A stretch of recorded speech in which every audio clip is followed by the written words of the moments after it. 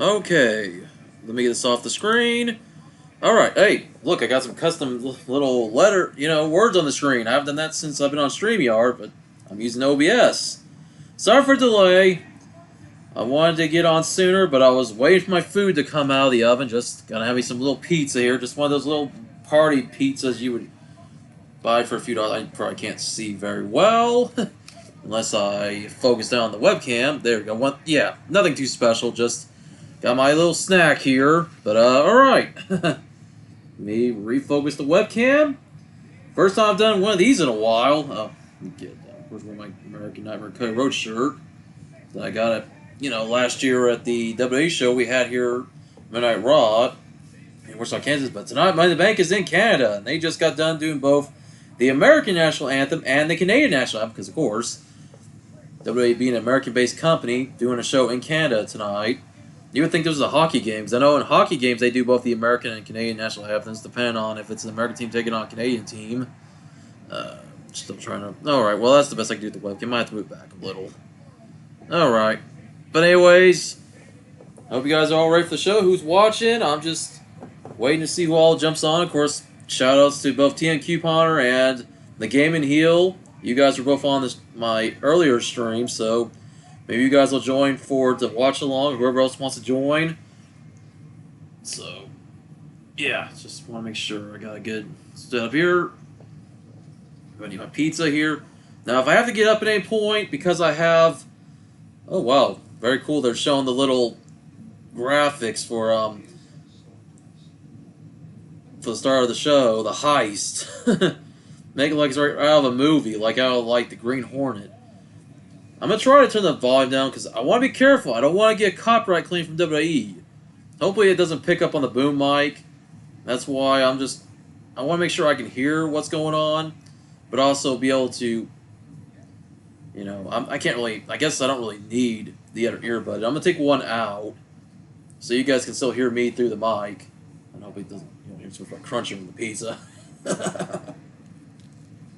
Well, if you do, whatever. You guys gotta eat, right? I meant to grab a drink too, but the pizza was done. I was like, man, I want to start the stream before I've got the stream started for too long on the screen. I would have started sooner, obviously, but I wanted to do my quick update stream. Let you all know what was going on with what I have going on with my house, and so yeah, that was about it. And also talk about collecting and just other things, predictions for the show tonight. Right now they're showing a package right now with two of the main event matches. They already showed what's going on with Seth Rollins versus Damian Priest. Now talking about Cody, Randy, and KO versus the Bloodline. And we'll see what combination they go with. Of course, we have combinations. I was about doing combination pizza, but I was like, no, I'll just do good old pepperoni. No segue. Not sponsored by Tortino's and their party pizzas. I wish I were.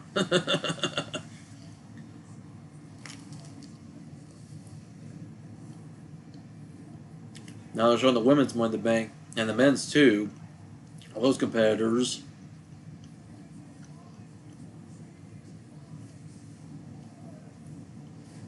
I mean, of course, Money in the Bank matches, we all know how those are clusters. When you have 6 competitors all fighting over the briefcase. So, yeah. Those are always pretty exciting. When you have a ladder involved, anything goes. Alright. Show's about to start. Since we had Trish Stratus out earlier, I had to put that in my comments that, of course, she would come out right as I'm still waiting to start my stream officially. I mean, start the watch along. The stream is technically already was all on, but I just left that on the screen. And I also realized my thumbnail, when I was looking at a picture for the thumbnail, I used one that was in Spanish. My bad, but oh well. That's why I changed it real quick. It just kind of looked awkward. I don't speak Spanish. None against my Spanish-speaking, viewers. I speak English, but alright, I just had to do it. But anyways, the pyros just went off, and Money in the Bank is started, and I'm sorry, I don't want to nitpick too much, but it seems like their stages aren't as creative. Cool, you put some ladders there. Then you just have, an LED board. I mean, I guess that's a standard now for WWE shows, but still, it just doesn't look as creative as it used to in the past.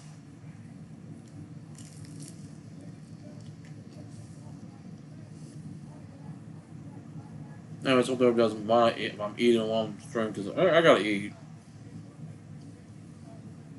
And I don't want to wait till like the show's over in 3 hours from now. So once again, I do apologize. I know it's kind of weird for eat on stream. Some people do it. I know I'm not the only one. Gotta have my meal. And it's the first time I've got to do a PLE with you guys in quite some time. As I didn't do WrestleMania, and then all the daytime ones. I've said before, I would not have the energy to do the ones that basically are in the evening, where it be like in France, Scotland, Saudi Arabia, but be daytime here in the U.S. So I'm like, yeah. Like I said, I just would prefer to do like the evening ones. And there's Samantha Irvin. Of course, her husband, or future husband, Ricochet, no longer with the company. Oh. So we got a Money in the Bank match. Is it the women's match or is it the men's? I kind of might have missed it because I had it turned down a little. Like I said, I'm going to try to be careful I don't get copyright claims. Okay, it's the men's match because this would be Jey Uso that's getting ready to come out. Yep, there's main event Jey Uso right there. Of course, my pal Josh over here, he'd be saying yeet right now because I know he's a big Jey Uso fan. So, yeah. And of course, LA Knight, another wrestler he likes because he's also in the match. So, boy, if Josh Show, J Rose Productions was on, I'd be asking him, hey, who do you want to win more? LA Knight or Jey Uso? Because they're both your guys. It doesn't bug me who really wins because we don't control who wins this. But Jay out there with the fans, as he get ready to enter the crowd to make his way to the ring. So he's the first entrant in the match.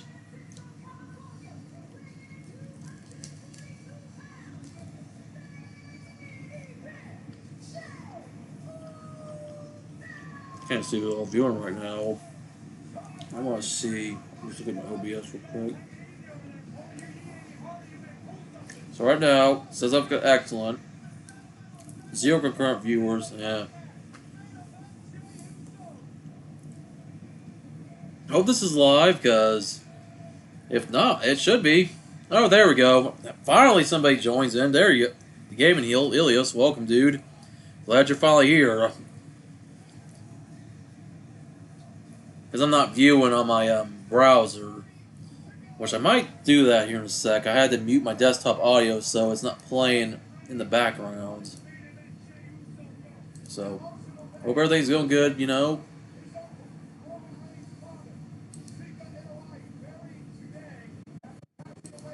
Alright, I just had to go watch it real quick on here. I know if you guys can hear me, then cool.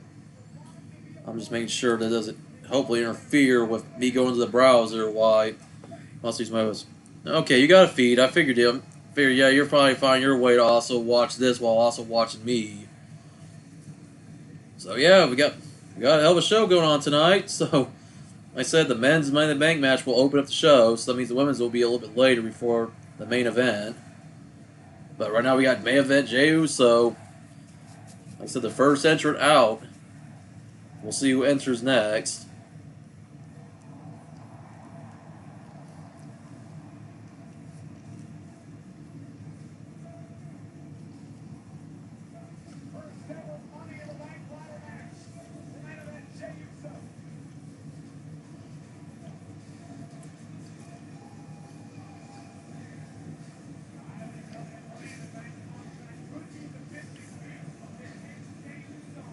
Alright, like I said, hopefully my mic's not picking up too much of the audio from the show, because I'm away from my TV as far as possible.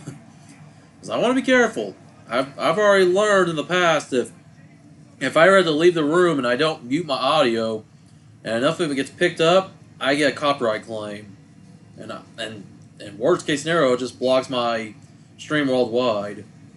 Okay, I guess, alright, Andrade would be our next competitor. Once again, still doing the gimmick he was doing, you know, before he left AEW, where he wears a mask to the ring. Well, I mean, he did it in WWE too, but he's wearing that skull-looking mask. So at least he's continued that from, you know, before he left AEW. But hey, good to see Andrade back in WWE. I know he's been back since the Royal Rumble, so already this is, we're going in 7 months and Andrade made his WWE return as he pulls that entrance mask off. Yeah, algorithms are, yeah, I know. The algorithm is something else, man. That's why I try to be careful that I don't, I try to make enough time to talk or make some kind of noise where if the audio you guys hear in the background, if you guys hear it somewhat, I'm just making sure that the copyright bots don't hear it. So that's why I have my TV down as low as possible. So, like I said, just hoping that I don't get an email later saying I think my stream's been copyright claimed, or even worse, it could happen midstream where they could try to, block the stream, and then and once the copyright is no longer heard, then the stream would resume. So once again, I'm just trying to play it safe the best I can. So I don't know. Maybe hopefully with Triple H and control WWE, TKO's ownership, maybe it's not the same as like with Vince. Maybe the copyright claims aren't as bad, but I wouldn't really put it past them because they still are still a business after all. No, here comes LA Knight, our third competitor. Yeah.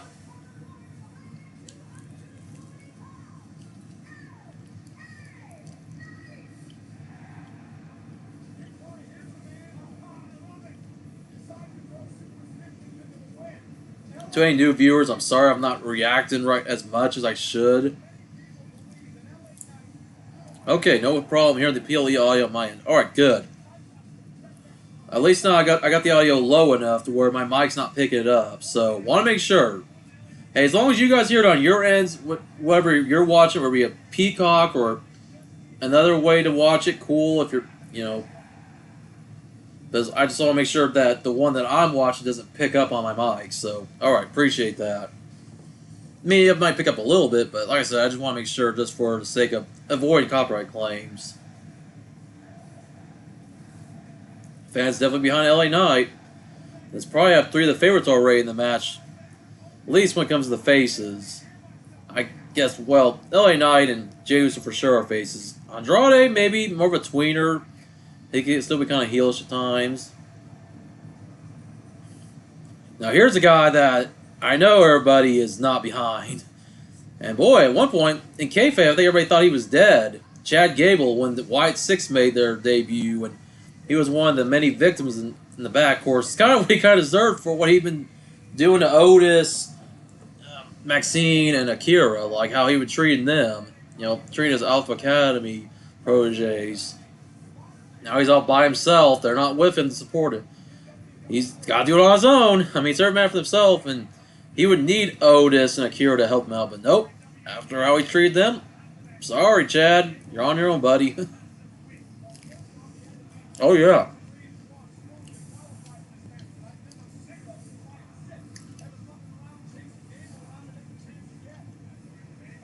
Of course, the former Olympian here, as we're not too far away from the Olympics, but he probably wishes this was the Olympics and not the Money in the Bank. He'd have a better advantage being a freestyle or Greco-Roman wrestler before he became a pro wrestler. There were no ladders in the Olympics. Alright, so up next, I believe this is Carmelo Hayes. So that one leaves Drew McIntyre as our final entrance.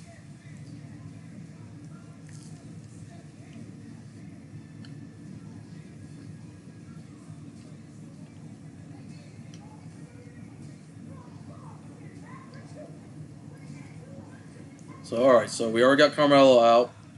Chad Gable, Jay, LA, and Andre. Not out of order, but now we're just waiting on the psychopath. And keep in mind, Money Bank always knows qualification, so a certain Second City State could always get involved and screw Drew again, but we'll see if that happens.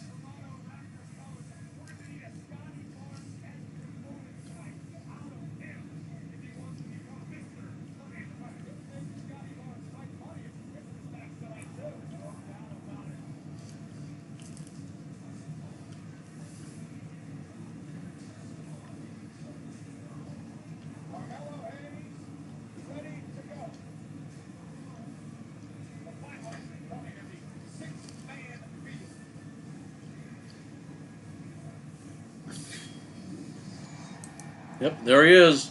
Drew McIntyre.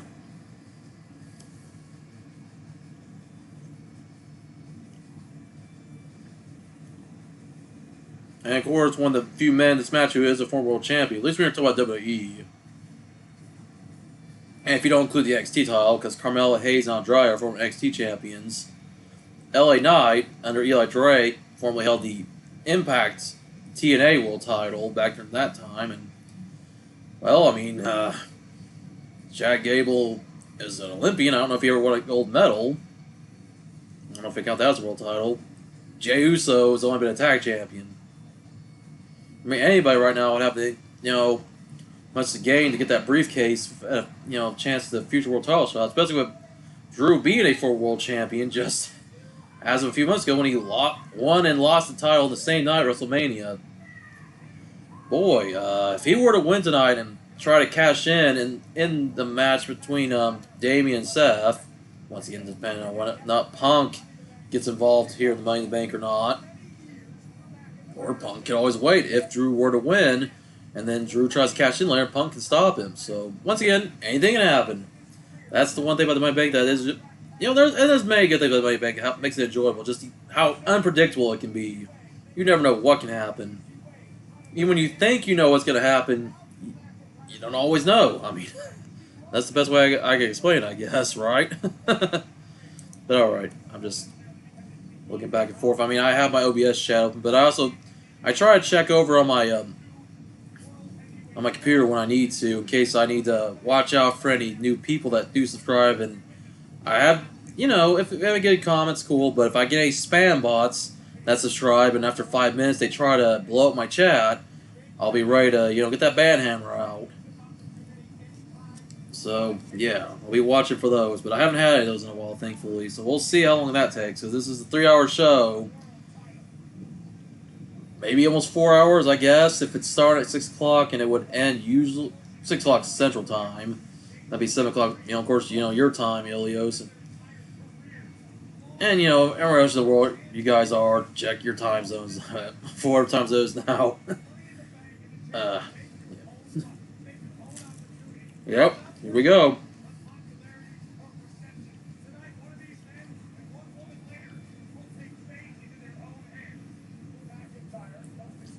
Bell's gonna ring, and this match will be underway. Oh, and there we go. We got all the striking going on here. Oh, Andrade with Drew, Jay and Chad, Carmelo and LA. So, oh, and then LA and Jay work together to get Drew out of the ring. All right. I'm gonna try to react the best I can, guys, while I'm eating pizza, because I don't want my pizza to get cold, but something really exciting happens, which there will be a lot of exciting spots in this match. Ooh, Carmelo with a nice kick there to LA. And obviously, depending on internet connections and also streaming services, some of you might be ahead of me by a few seconds, some of you might be behind. So, if you guys see a moment before I do, or I see a moment before you do, just keep that in mind. That will happen. This is a live show, so I don't want to rewind it for any reason. You shouldn't have to catch up. So, if you're somebody that doesn't like that, just bear with me. It's like I can't control what the show does. So there's times like where me and my pal Josh will be watching the show, and I know episodes of SmackDown we'd be watching. He'd be like maybe a few seconds ahead, but then if we watch a PLE, there was times where mine was ahead of his. So that'll happen, unfortunately, and then we could really do about it. Just try our best to enjoy the show. Oh, nice spot there by Jay out on the ring. Oh. And Drew sends Andrade into the barricade.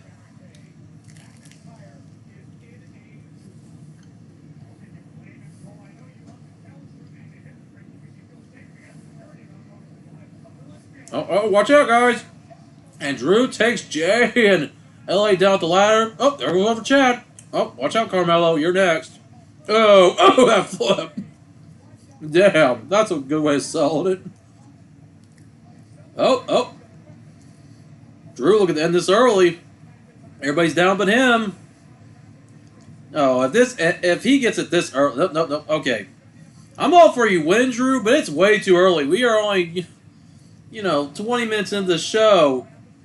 This match has been going on for now a little over 5 minutes. It's too early to end it. Like, we need this match to at least go 30 minutes. So I would say the show probably is going to be a 4-hour show. Just, oh, Chad doing a submission there to Drew, grabbing his arm, doing an armbar on the ladder. Oh! And a springboard dropkick off the ropes by Andrade. On to Chad Gable. Nice. And Chad is hung up and he's off the ladder. All right.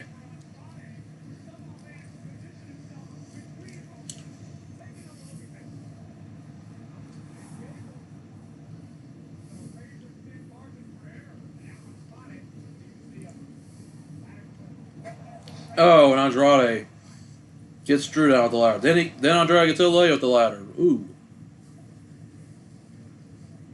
And now Andrade sets the ladder up. And we get that view of the briefcase from the overhead cam. There comes Carmelo. And he's not going to let Andrade go up. It's about the ladder. Now they're striking each other back and forth. Those hockey strikes. As they are in Canada, so of course they will do that. Oh, Carmelo's nice springboard off the ropes. I guess a little bit of a springboard clothesline lariat, whatever I call it.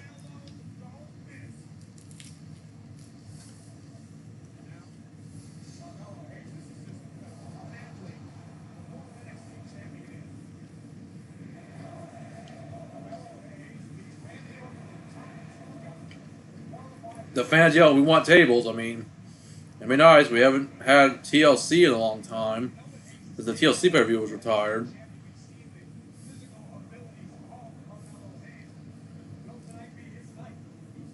So right now the camera's focused on Carmelo and Andrade, the only two men in the ring at the current moment. As Carmelo tries, oh, nice moonsault there. Oh, but both him and both Andrade and Carmelo take the brunt of it. I mean, Andrade was the one to pull off the move, but it still hurt him just as much as it hurt Carmelo. Damn. Oh, man. Man. Whew. Don't try this stuff at home. Just remember that, kids.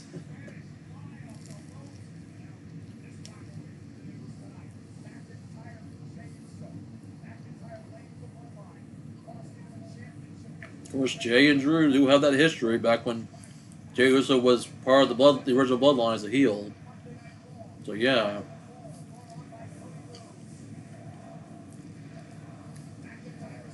Fans chant for CM Punk, of course, because Punk could show up anytime tonight. Could. We'll see if he does. Ooh.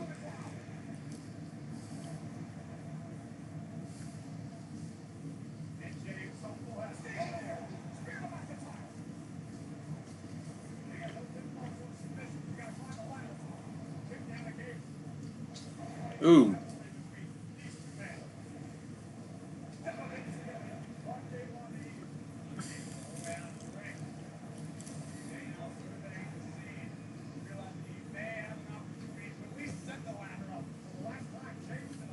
Alright, so Jay got the ladder, sit up in the corner. Wow. Close to a decade since the last time they said Jey Uso was in a ladder match. Back TLC at 2015. Really that long, man. Or if I misheard, because I try to listen to what I can, having one ear open. So if I misquote someone, please forgive me.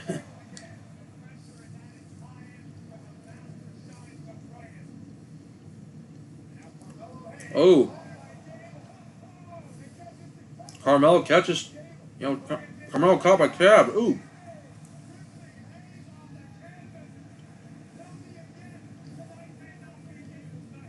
Also, I know, eat my mouth. I'm talking while I'm eating food, so I'm not showing the best manners tonight. Oh well, it's gonna happen. I'm trying to react to the show while also eating.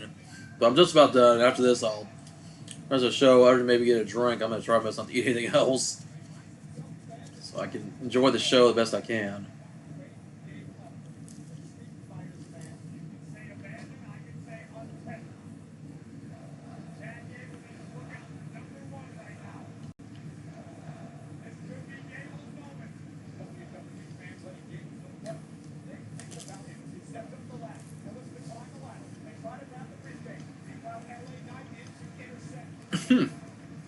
Ooh.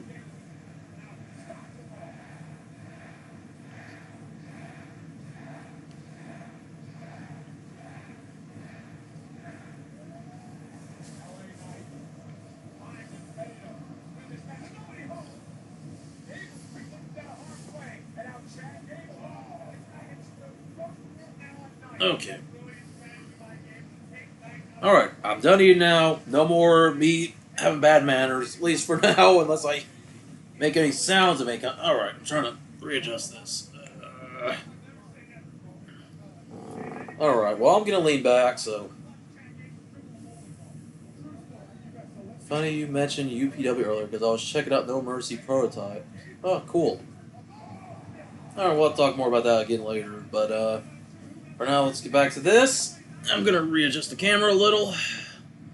I'm just trying to get a little more cozy. Alright, there we go. Or, show off my Cody Rhodes shirt for the heck of it. I can't wait till next time we have a Raw or SmackDown here. I gotta definitely get some new shirts. I know I can always buy them on WWE shop, and I might in the future. But, I don't know. It's like, let me put it this way. It's funner to buy something at a show versus just buying it online. Like the Cody Rhodes Funko Pop and the Alexa Bliss plush, and of course the new shirts, the other one being a Seth Rollins shirt. It was like so much fun to buy those at the show because I went to the show and watched it live. So put that in perspective. Other than that, I guess it doesn't really make a difference because the shirts are the same, the merchandise is the same. Anyways, back to this. LA Knight getting the ladder. They're outside. Oh, wedging that ladder on the announce table and the ring as he goes out with Carmelo Hayes. So you already know there's going to be a spot here where the ladder's going to break in half. Somebody's going to ladder, whether it be LA or Carmelo, as LA is going to powerbomb Carmelo into it. Oh, no. Oh, and Carmelo stopped that from happening. Oh. Carmelo gets LA Knight down. We say the Rule 48. I didn't hear Corey very well when he said it. Because also with my AC running, so I gotta do my best to make sure the audio is not too loud for my TV to once again not get the copyright bots summons, but also so like, loud enough I can still hear it, so I can at least hear a little bit of the commentary. You know, that is one thing about the live shows. For anybody that's never been to a live event, you don't get to hear the commentary. In fact, I had some customers one time that are big wrestling fans, I guess, who had never been to a show, and they were surprised. I'm thinking to myself, you're wrestling fans who are older than I am. How did you not know there wasn't commentary? I mean, yes, there would be, like, on occasion, they would, like, cue the mics for, like, say, an interview segment, like, via satellite, but, it's alright. It is different when you watch it on TV versus seeing it live, which someday I would like to see a PLE, a big event, whether it be, like, Money in the Bank or WrestleMania, whatever it be, if I have to travel for it, obviously. But alright, back to the watch-along as Andrade and Chad Gable go out on the ladder. Oh, here comes Drew. And Drew gets Chad off the ladder and sends him into another one. Drew McIntyre back in control of this match as he gets ready to put the ladder in the corner. Oh, and we think we might have another powerbomb here. Oh, and Chad gets powerbombed onto the ladder. Ooh. Oh, man. And now, Claymore kick to Andrade. Andrade gets sent out of the ring. Once again, Drew on top here. Unless one of the other wrestlers outside the ring tries to get back in there and stop. Oh, here comes Jey Uso, and here comes LA Knights. They're going to stop him. Jey Uso, get him down. And now, Drew, and that was LA. It's kind of hard sometimes just trying to react to it, but, that's a good thing. When you can you can't keep control of the action. Ooh, LA, it's Drew. Oh, here we go. Jay on the top rope. And LA holds him down. Even though it's every man for himself, they know that with Drew being one of the bigger dudes in the match, and somebody who's vicious, I mean, there's a reason why I call the psychopath. Say that like 5 times fast. They gotta take him out before they can focus on trying to get money back for themselves. Because also now, the alliance between Jay and LA, now it's done, as they're both going to fight over the briefcase. They both climb up the ladder. But somebody could always come and knock them off the ladder. We'll see who does. That's my prediction for what's going to happen here next. Or one of these guys is going to get knocked off the ladder by the other. And you hear the yeet and yay chants between the fans. And of course, Jay getting the better of LA there. And LA gets back up. Oh, there's Carmelo. It was only a matter of time before somebody came in. The classic, knock both competitors off the ladder spot. Both men, though, still in the ring. Didn't send them out of there, you know, because there's a lot of times. Oh, and Carmelo with the diving. Man, that big dive there on the Chad Gable. Oh, and a leg drop off the top rope to the back of Jay's head. Carmelo's got that ladder. Could Carmelo be Mr. Money in the Bank? Oh no! Wait, Andrade. They showed the overhead cam. It ain't yours yet, Carmelo. Andrade's gonna stop you. Takes Carmelo off the ladder. Oh, and then smacks him with the other ladder that he had brought into the ring. Oh, and I see what he's doing here. He's gonna wedge the ladder into the other ladder while it's held up on the middle rope.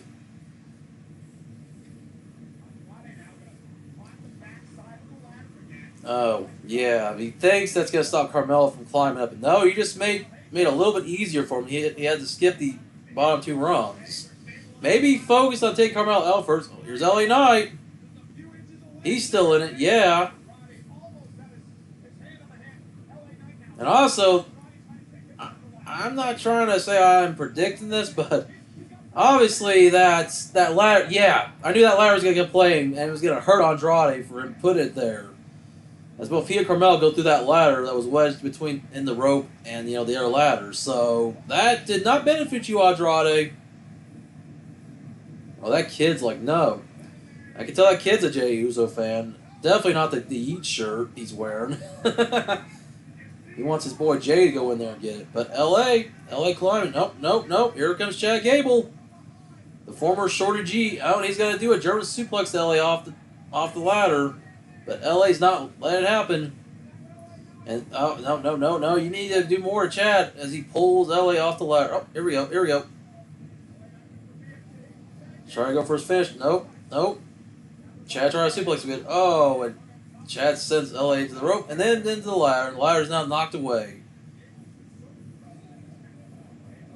And now Chad deadlifts LA onto that ladder that was wedged onto the announce table.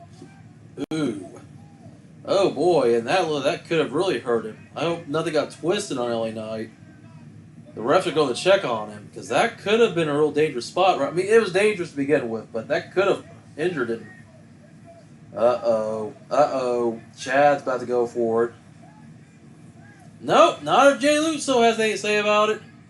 Chad's almost got unhooked. And he is hanging. Oh, no. No, I've seen this spot a lot of video games. And, no. And Chad falls to the ground. He couldn't hold on to it for long. And a spear by Jey Uso. As Jay is now the only one left in the ring. Could he be Mr. Yeet in the Bank? It might happen. Everybody's down and out. This might be Jay's moment to shine.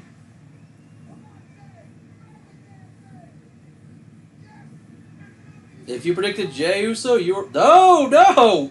I spoke too soon.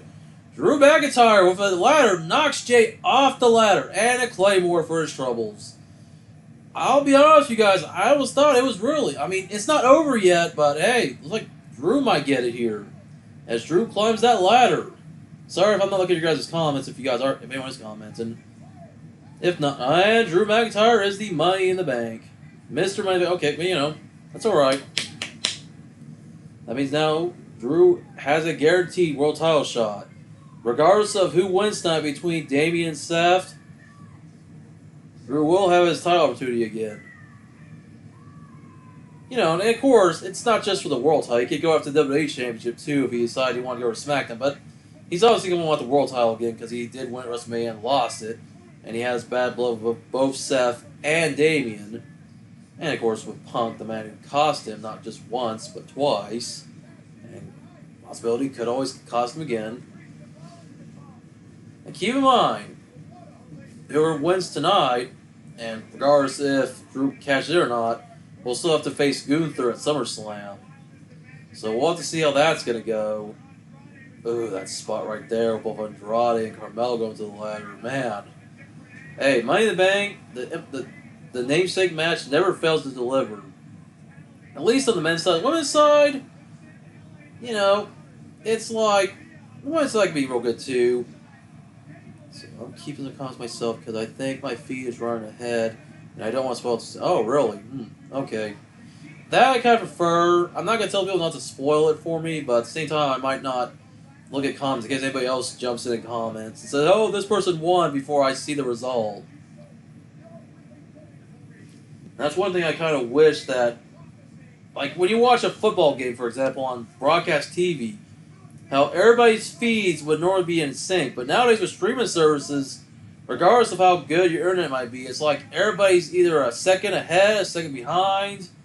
You'd think that they would get this together where you could watch them like a PLE and everybody be able to watch it at the same time so people don't get spoiled. And the only reason you get spoiled is, say, if you go and you pause it real quick and then you hit play and then already you get spoiled by the result because you see it on your Twitter/X feed.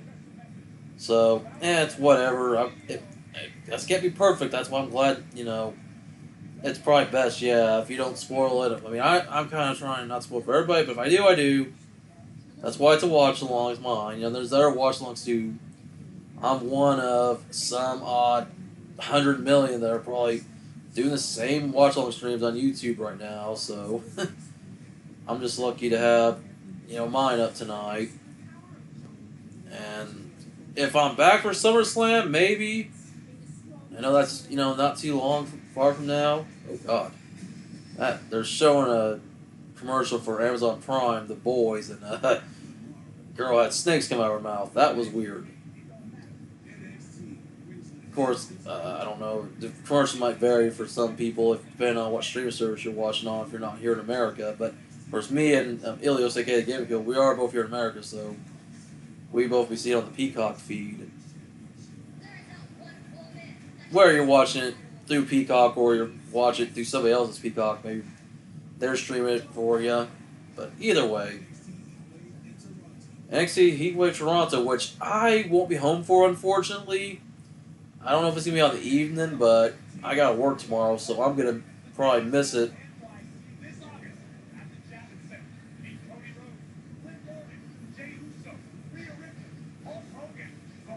Now they're advertising Fanatics Fest in NYC.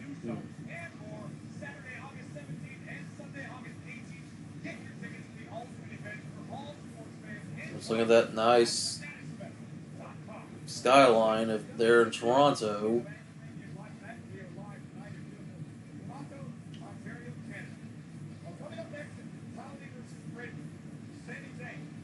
Alright, so the Intercontinental title match between Sami Zayn defending his title against Braun Breaker. So, alright, so that's up next.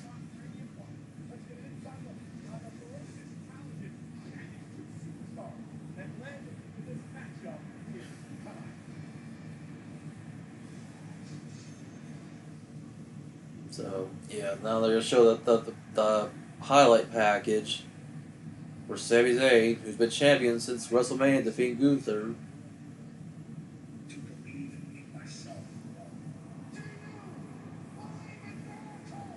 That Hoover kick he gave Gunther, and then the 1, 2, 3 they're going to show here soon. No, okay, no, they didn't. All right, now, well, they show the end of the match, and then of course, kind of back between that and this promo he cut.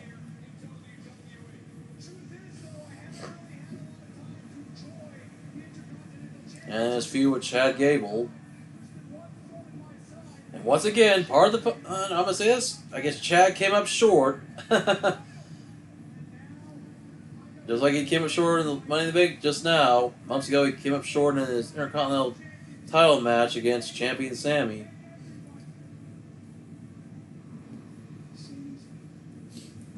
There's Braun Breaker. Showing the highlights of him, destroying everybody in his path since coming to Raw. Oh, showing him right there with Ilya Dragunov. Destroying him to the table. Oh, of course, putting Ricochet on the shelf as Ricochet was preparing to leave the company. Oh man, look back at Sami Zayn when he used to have the shorter hair. Well, he's not the only one. If you guys have noticed, my hair is getting longer. My hair is going to be almost as long as Sami's here soon. I haven't got a haircut in a while, so man, it's amazing how a haircut can make you look a lot different.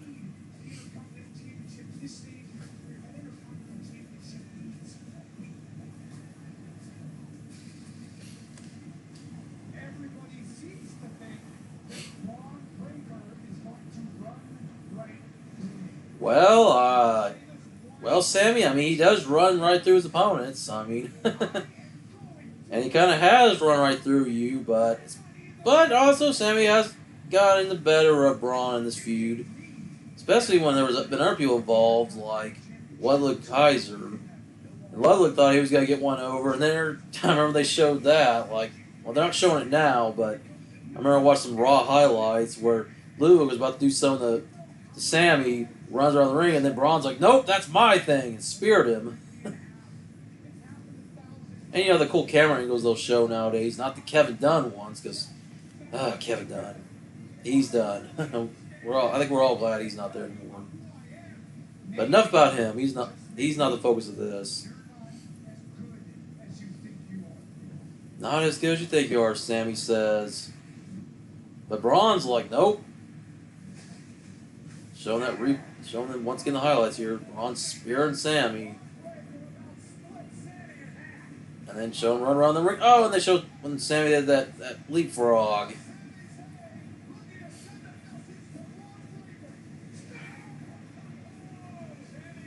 Man. Oh, he might see a new champion tonight, but we'll see when the match starts here soon. Once this highlight package is over with, which it's just now ending. And of course, Braun Breaker coming out first, and as I said before, he's definitely like a fusion of his father and uncle, as he has that siren like his uncle would have in his entrances. Because everyone knows Big Papa Pump had the sirens like his WCW, WWE, and even in his TNA thing, which I want to say something funny. So I've been kind of binge watching some episodes of Nitro from 2000. Yeah, I know, the worst year of WCW's existence, because just the hell of it. I've kind of noticed something. That there was an episode of Nitro, it was like the second week after the reboot when the New Blood formed, and Jeff Jarrett had just won the title, and his opponent was Scott Steiner. They played the Steinerized theme, the theme song that he and Rick used when they were a tag team, and it was mostly Rick kept the theme for a while. So I don't know what Peacock did, if the theme song that Scott Steiner was using in WCW in 1999-2000, they decided, oh, we're not going to use that theme, we're going to use the Steinerized theme instead. I was like, I mean, is this a Mandela effect? I know they've been changing some themes because of copyright on the on Peacock. Like, I noticed with both Eric Bischoff, Vince Russo, and also Jeff Jarrett, their themes sound too similar to some actual copyright music. Like Vince Russo's theme song was based off of Iron Man by Black Sabbath. I know Eric Bischoff's WCW theme was based off AC/DC's Back in Black. Jeff Jarrett's theme was based off Kid Rock's Cowboy. DP's theme was based off Nirvana, It Smells Like Teen Spirit, but I can understand those were getting changed just so they don't sound like the copyright versions. But why did you change Scott Steiner's theme on the Peacock? I don't know. I know we're talking about something that's in the past but been changed. I'm just kind of weird for me to go on that tangent. I just had to bring that up real quick as we get back to the present with Money in the Bank.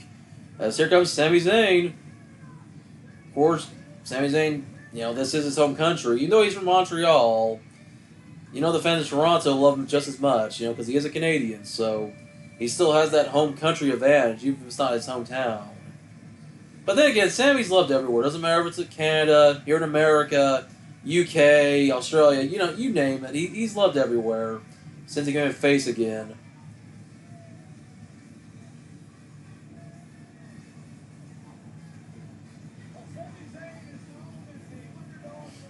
Yep, he is definitely the underdog, even though he's the champion, so you would kind of think that the underdog in this match would be, well, the son of the dog-faced gremlin. That'd be Braun Breaker. But, I don't know. It's really hard to say who's the real underdog in this match. Because Braun Breaker definitely has that power advantage, and he has a little more of the size on him for sure compared to Sami. I mean, Sami's not a small dude, but he's definitely more of a light heavyweight compared to more of a heavyweight when it comes to to Braun Breaker.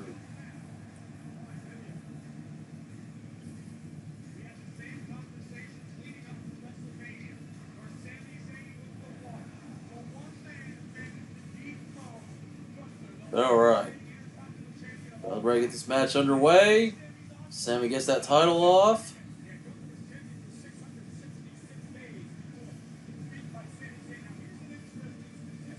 Holds that title in the air before he hands to the ref. The ref gets ready to hold it up.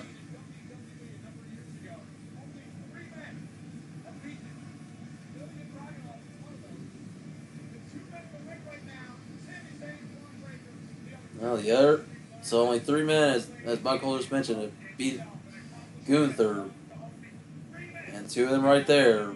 Sami Zayn and his challenger for the Intercontinental title, Braun Breaker.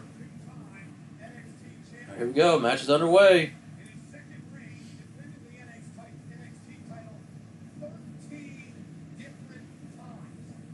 Alright, watch Sami and Braun square up. Of course, we already know who the fans want to win. We hear that familiar Ole, Ole, Ole chant in support of Sami Zayn.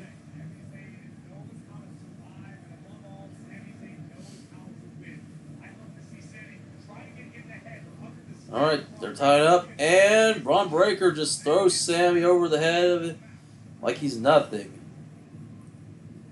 And there are some people in the crowd that do like Braun. There are worse people barking, so even if most of the crowd is behind Sami, I guess Braun does have his fans up there in the Great White North.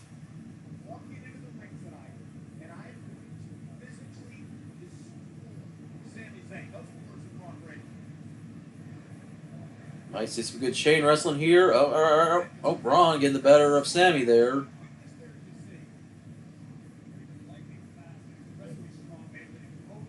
And Braun just barking like his dad would.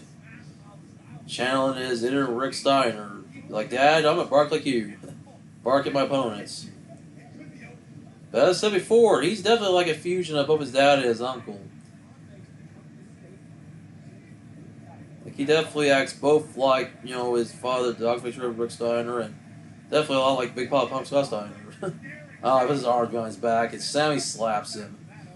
Braun don't like that. He's definitely getting heated over that. Ooh. And Braun sends Sami into the corner. And the ref tells him to get out by count of 5.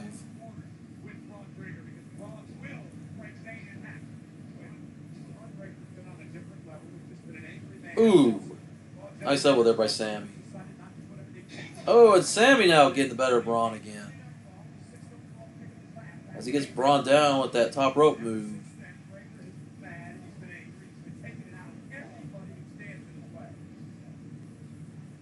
Oh. Gets whipped off the ropes. Sami gets whipped. Oh, I think Sami, he's about to fly. It's on the apron.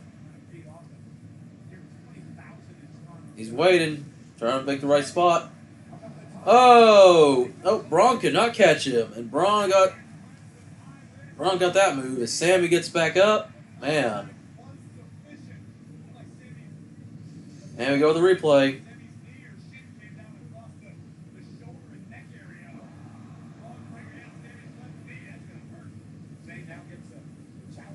Oh man, yeah, said that Sami's knee got Braun's like shoulder neck area right there, so ooh. Yeah, I wouldn't want to be hurt by somebody else's knee, that's definitely for sure. Especially near something as sensitive as your neck.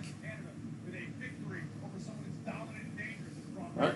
Sami whipped Braun off the ropes. Oh, and Braun with a massive clothesline. Ooh. That wasn't a clothesline, it was a Starling. Corey.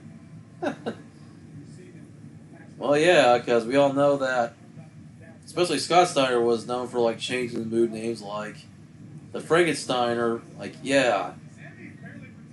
Not a Hurricanrana, a Frankensteiner. Or Steiner Kleiner, you know, with that move. You know, a modified version of the Camel Clutch. Oh, here we go. As we go back to the match here, Nice belly to belly by Braun Breaker. Sammy now back down on the mat.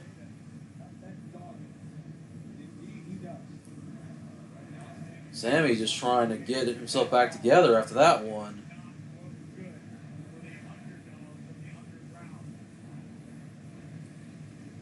Ooh, Braun with that intensity as he sends Sammy back in the corner, just bounces his head off the turnbuckle. Now just put his knee into his face while in the corner. Braun once again just dominating poor Sammy. Oh, and that knee. Oh, just run that knee right into poor Sammy. Sammy might be out for a little bit. Braun, man, being a beast that he is, picking at his prey, just toying with him. Oh, nope, nope. And Sammy is not done. Those knife-edge chops. Oh, Braun catches him. Back of the corner, Sammy goes. And another belly to belly, and that was sad. Oh, and Sammy, that got him. Hope he didn't break his ribs. That'd be bad. And just showing off. Braun showing those push-ups like his Uncle Scott would do back in the day. I mean, hey, don't play anything past Braun. He's definitely a physical specimen. Yeah, sure, he doesn't have the build that his uncle has, but still, he's still a pretty jacked dude. There's no doubt about that.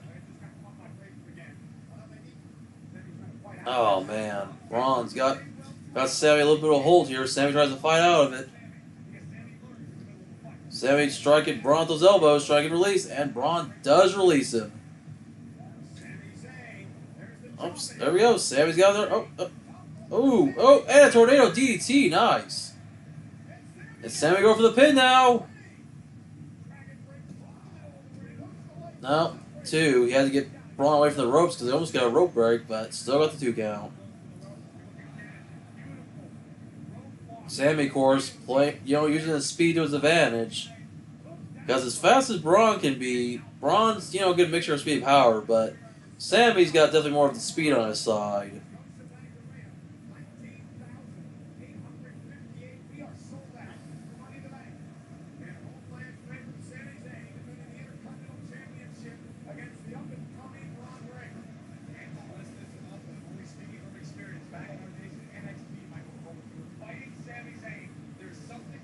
Alright, Sammy trying to whip. Oh, no. Braun reverses. Oh, Sammy, nice springboard off the rope. Oh, but he missed there. Oh, and a nice clothesline. And Braun once again goes outside the ring.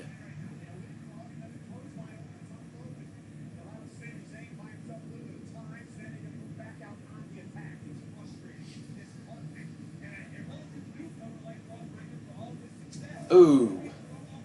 Another knife-edge chop outside the ring to Braun Breaker. And now Braun gets whipped. Nope. Braun reverses up, and Sammy. Oh, Sammy! Nice! A nice move. Oh, he gets caught. I can't even keep up the action. Oh, and Braun gets thrown into that. Ooh. Alright, recap. Sammy tries to whip Braun. Braun reverses it. Sends Sammy to the barricade. Sammy jumps onto the barricade, moonsaults, gets caught by Braun, but then Braun gets sent into the ring post. So, it's like, this is what I live for, where you can't even keep up with the action. You're just trying to go, there goes that, there goes that. Like, that's why sometimes it's best to watch, if you can watch it. But if not, hey, I try to get my best commentary I can. The best I can while sitting here just, just watching the TV. And then looking back at the webcam and also look at my computer to see if anybody comments. But that's about it. Oh, Sammy locked on his target. Oh, and Braun with a massive clothesline. Ooh, Sammy's down, but Braun's down too. Braun is hurted. But like I said, Sammy hurt too. As both men now are down, and the ref starts his count. Braun back to his feet first. And he throws Sammy back in the ring. Because obviously, Braun's got to either pin or make Sammy submit. Because unless, they would have changed the stipulations otherwise. To say he could win by counter. Uh-oh. He might go for a spear here. Oh, Sammy kicks him. Ooh, Blue Thunder Bomb by Sammy. Will that be enough? Nope. Only a 2 count.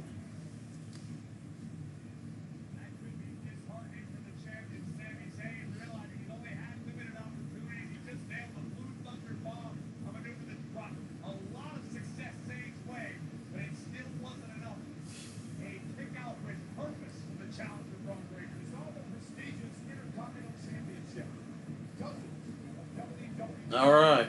Sammy back up to his feet. Picks Braun up.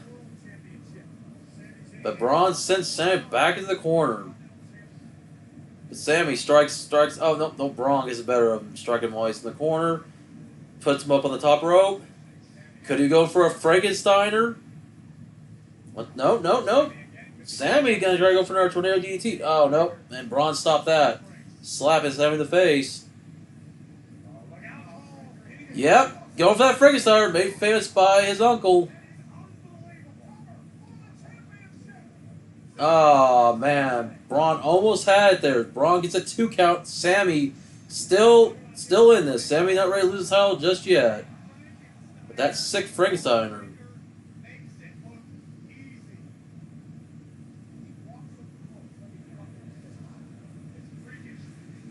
The fans saying this is awesome. Yeah, this is a good match.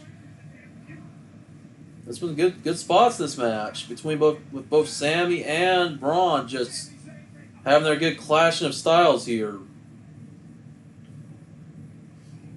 I mean, a little bit similar, both getting up to speed, good technical wrestlers, but as of before, Braun definitely has more of the power on his side.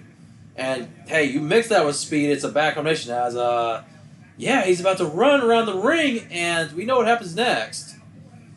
And Sammy wants to give a oh no, Braun was not crashing into those steps this time. He knew what happened last time. You ain't fooling that time, Sammy. Damn. Uh-oh. Sammy by the table, and Braun, clothesline over the table onto Sammy, but that takes Braun out a little bit too.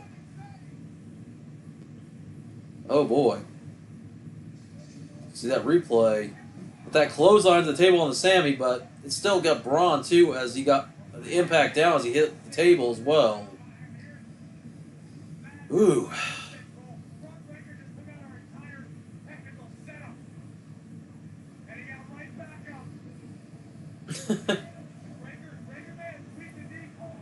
Uh-oh, yeah. As Corey just mentioned, Braun might have messed that knee up. Oh boy. Man, these guys, I mean, they risk their lives for this, risk injuries like a sprained knee, but they still fight through it. Oh, Braun showed strength, but nope, Sammy gets out of that.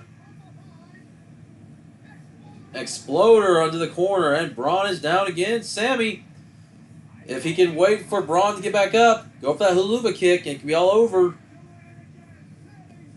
Braun is up. Oh, no. Ooh! A knee to the face, but not the bad knee. Oh, Braun got Sammy down. Uh-oh. Showing that strength. Oh. It might be over here. Braun might become new champion. As Braun stalks his prey, Sammy gets up. Oh, no!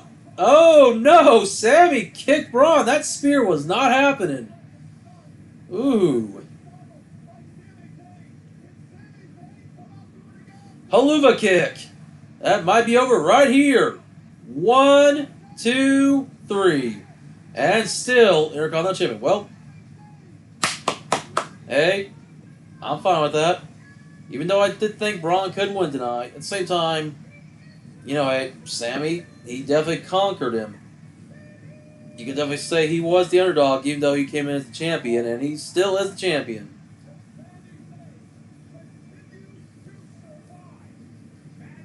So, Braun, thanks for coming. But hopefully we'll see you in another title match down the line. There's big things in his future, for sure. I'll definitely say that. But this was definitely Sammy's night to still be champion. And hey, in his home country, especially now what way things are, if Vince McMahon were still booking this show, there's probably a chance he would have favored Braun to win.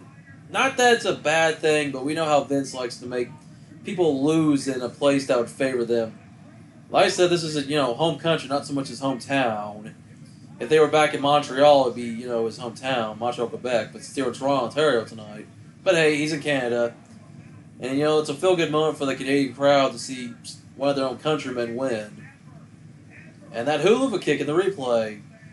And Braun was definitely out. The lights are on, but they're not. But no one is home. So good match. I would say between this and the men's bank match, it's hard to say right now what's the best match of the show because both have their highlights.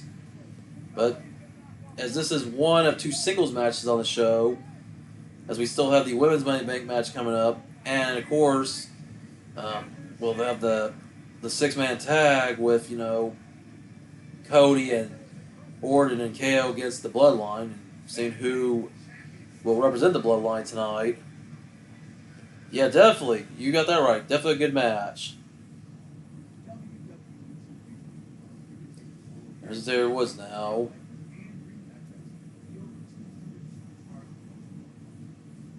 Okay, so about WWE 2K24. Like I said in my stream earlier, before this stream, I am on the fence. Even though I am trying to save money, if I do decide I want to buy another game, maybe consider buying the physical copy of 2K24, because I didn't buy the physical 2K23. But I don't know if that would really mean anything, but They show a little, showing Seth Rollins here, and him and Damian Priest having a match simulated 2K24, showing Seth swinging that belt around.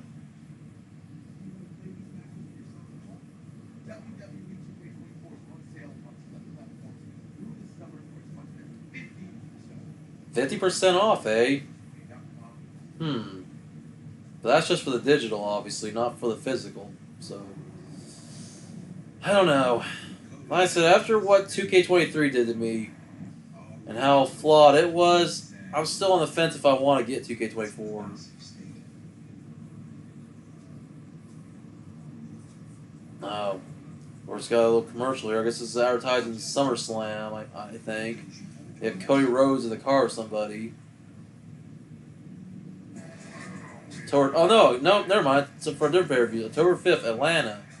That's right, because they're going to be in Cleveland for SummerSlam. I don't remember what the venue was. Bad Blood. Well, that's a show we haven't had in a while. Well, there you have it. For the first time in a decade, Bad Blood is coming back. Because the PG era, that would not fly. Hey, that I'm fine with. And there's only been 3 Bad Bloods in the history of the company. Of course, the first one with the first Hell in a Cell back in 1997. And then you had the back-to-back in 2003, 2004 when it was a Raw exclusive event. So, the return of Bad Blood. So, hey. That's going to be something. All right, cool. Saturday, October 5th. And if my schedule don't change, I know that's 3 months down the road, I will hope to maybe, even with my planned hiatus, I'll still try to come back. Look, we don't talk about Great Balls of Fire. That made no sense. At least Bad Blood has something that, you talk about a rivalry and 2 people that are having hatred towards each other. They have bad blood. You think Great Balls of Fire, that just doesn't sound right. That's vulgar. It's vulgar in the wrong way. I mean, Bad Blood's vulgar too, but it's vulgar in the right way. Great Balls of Fire is vulgar in the wrong way. That's implying something else, and we try not to go down that. Especially the pay-per-view poster was not hiding what it was going for. We had 2 of them. Yeah, especially when you were midway between the current era and being PG. WWE was still pretty PG at that time when they came up with Great Balls of Fire. Oh, here we go. We got The Rock here. And he's talking about Cody Rhodes. I guess this is the WrestleMania 40 documentary. And, of course, The Rock, talk about his part in the match and becoming the final boss. Yeah, but him and Roman Reigns got face-to-face before Cody got involved.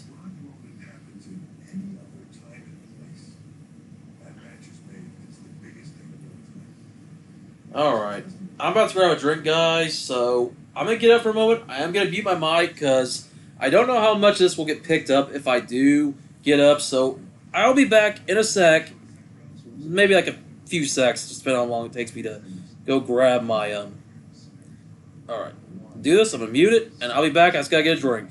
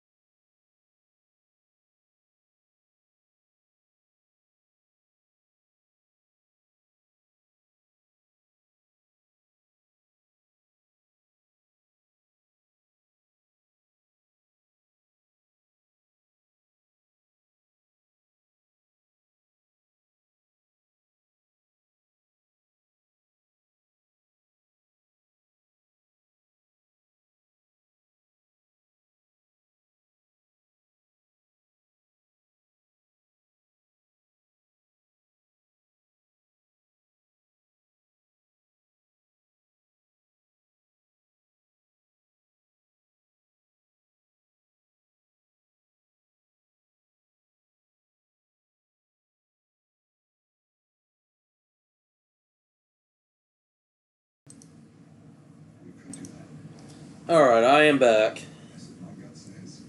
Just like I said, I wanted to make sure I mute my mic to play it safe, because I don't want to risk the copyright bots coming out and getting a claim and even possibly having the stream go down, because thankfully the stream is still up currently. Yeah, okay, I see your comment now. You probably put it up right as I was getting up, or I probably didn't see it, but yeah, definitely. Because like I said earlier, at least Bad Blood means something. Great Balls of Fire, not so much. And hey, there's been, I would say, I guess, the three Bad Bloods we had were okay, decent. I know one of them had, of the two that happened in 03 and 04, the grudge match with Kevin Nash and Triple H in the Hell in a Cell, which, once again, Hell in a Cell was kind of a theme. And that's how it should be. Hell in a Cell should go back on, maybe this Hell in a Cell usually is in October, right? So maybe they finally decide no more gimmick name pay-per-views. Besides Money in the Bank, that makes sense. And of course, Royal Rumble being the big one. Oh, here comes Trish Stratus. If you're going to have a Hell in a Cell match, do it at a pay-per-view. Make it a gimmick match again that can be in any pay-per-view, like Bad Blood. And go back to the Silver Cell, because that Red Cell looks terrible. I mean, I like to call it red and all, but that Red Cell does not do it any favors, and let's talk about a match from 5 years ago. Yeah, that's... I'm gonna stop there while I'm at it, because that match still makes me and a lot of other fans mad. But there we go, Trish Stratus is back out.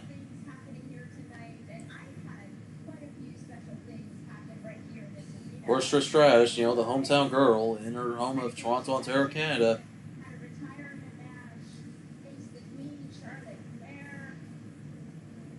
Of course, Trish Stratus talk about all of her accomplishments and what she's done in Toronto.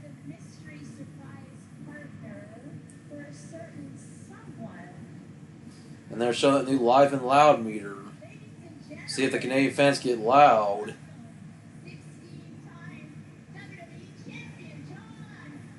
Well, good old Cena, somebody's favorite wrestler, said no one ever. I know that somebody here does not like Cena very much. And, I know you can respect him, but he's still somebody you're not big into. Here he is, Mr. Cena, taking a break from his time in Hollywood to come here to, once again wear his old school t-shirts. Last time is now. Well, so I guess we got some filler here with John Cena being here at Money in the Bank.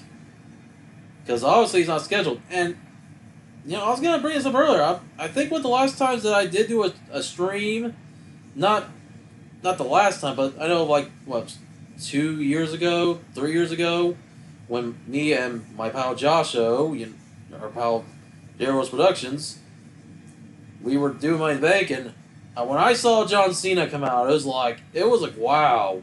Right after the end of the match with Roman and God, that's so long ago. Whoever he was facing, if it was Edge or. But either way, to see Cena come out, even if you don't like Cena, hey, he draws a reaction. You can cheer him, you can boo him, but come on, somebody who's definitely helped WWE reach big heights. You put him out there with Austin, Rock, and Hogan, and Flair, Taker. He's definitely, one of the all-time greats, and probably within the next few years, he definitely will be in the Hall of Fame. Y'all show up to sing.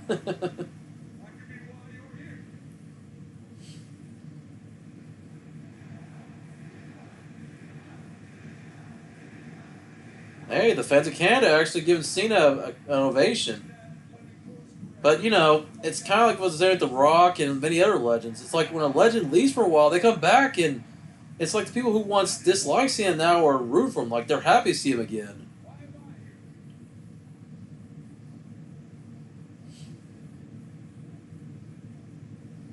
Tonight, I officially announce my retirement from the WWE. Whoa. John Cena announces retirement. You gotta be trolling us. Are you really? Are you retiring, John? Are you retired? I know that you've been busy with Hollywood making movies. Well, I guess that last time is now shirt he's wearing might. Man, guess we all should kind of figured that. Everybody but you, it seems. Ilio says. That's alright. If you don't like him, hey, it's understandable.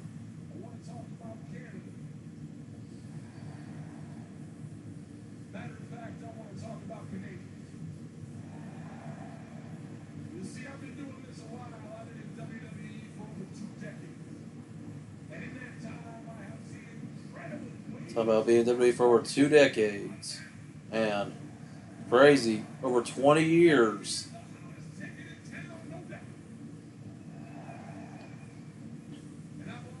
Also, Cena just looks a little different because now he's older. He's pushing 50. Seeing where this stuff now just doesn't look the same.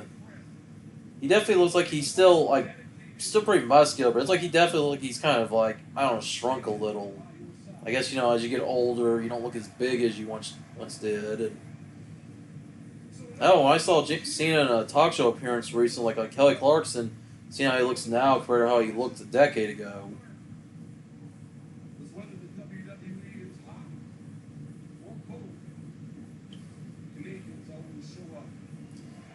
Hey, you know what? Say what you want. You know, the Canadian crowds, international crowds in general, are definitely, because they don't get, you know, WWE as much as we do here in America. So it's like them, the Brits, France, even Saudi Arabia. I mean, just Australia. You can name all the countries that have an appreciation for WWE because they don't get, you know, the shows on a weekly basis like we do here in America. So I started to put down on my fellow Americans, but it seems like we're kind of spoiled, to be honest.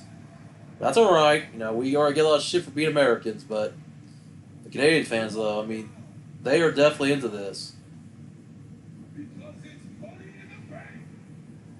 Money in the Bank, yep.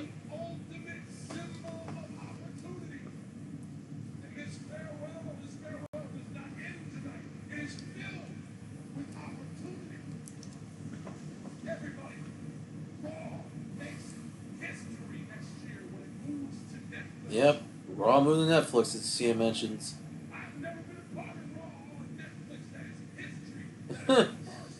Nobody's been a part of Raw on Netflix. Yeah, it hasn't happened yet, John. So if you are going to be a part of it, you're not going to be the only one.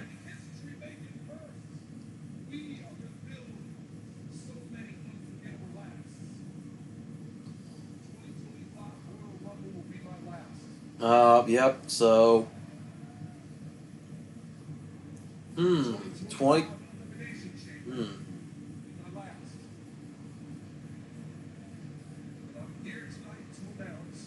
Of course. We're going to save them all.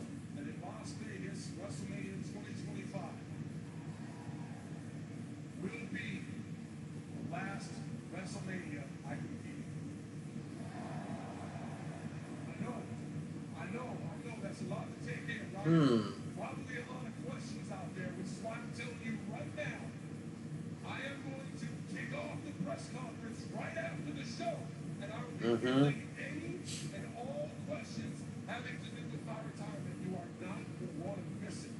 But in the vein of ultimate opportunity, I want to take advantage of what right here, right now, together. So that makes you kind of wonder.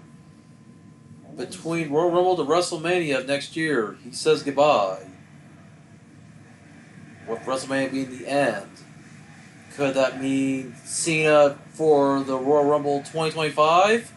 Maybe get that 17th title so he breaks the record, which, keep in mind, it's debatable what Flair's real record is. It's only the acknowledged record by WWE, but, you know, we're not going to get into that because I don't like being a smart. It would be something. John Cena get that last title and then retire. Where you want to see it or not, I mean, even though right now the rumors still going forward will be Cody versus Randy at WrestleMania, but that's, once again, you know, that's a rumor, and we still got, like, over, like, what, 8-9 months before then? Man.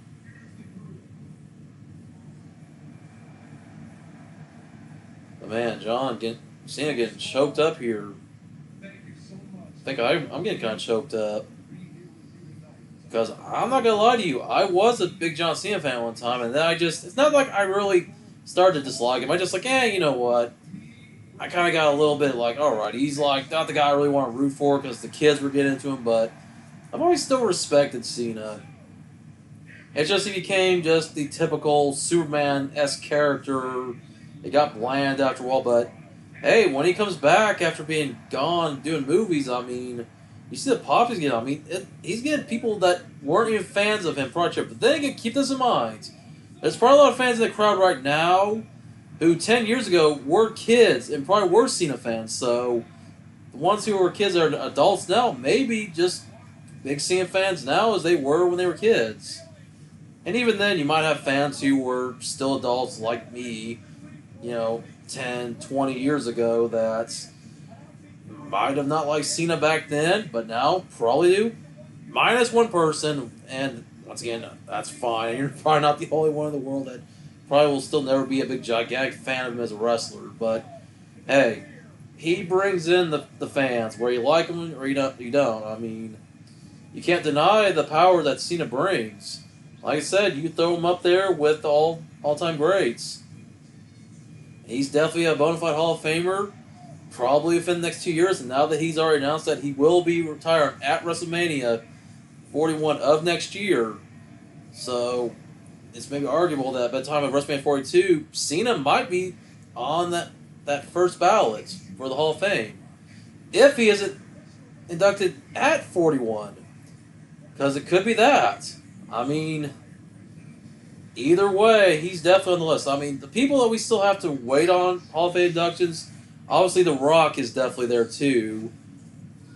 And with him still doing his thing, coming back off and on to wrestle, plus Dwayne Johnson's now focusing more not just on movies, but also other projects now that he and his ex-wife, who's his business partner, have their, they have like ownership stakes in the UFL, which is the merged league of the XFL and the USFL, plus various other business ventures.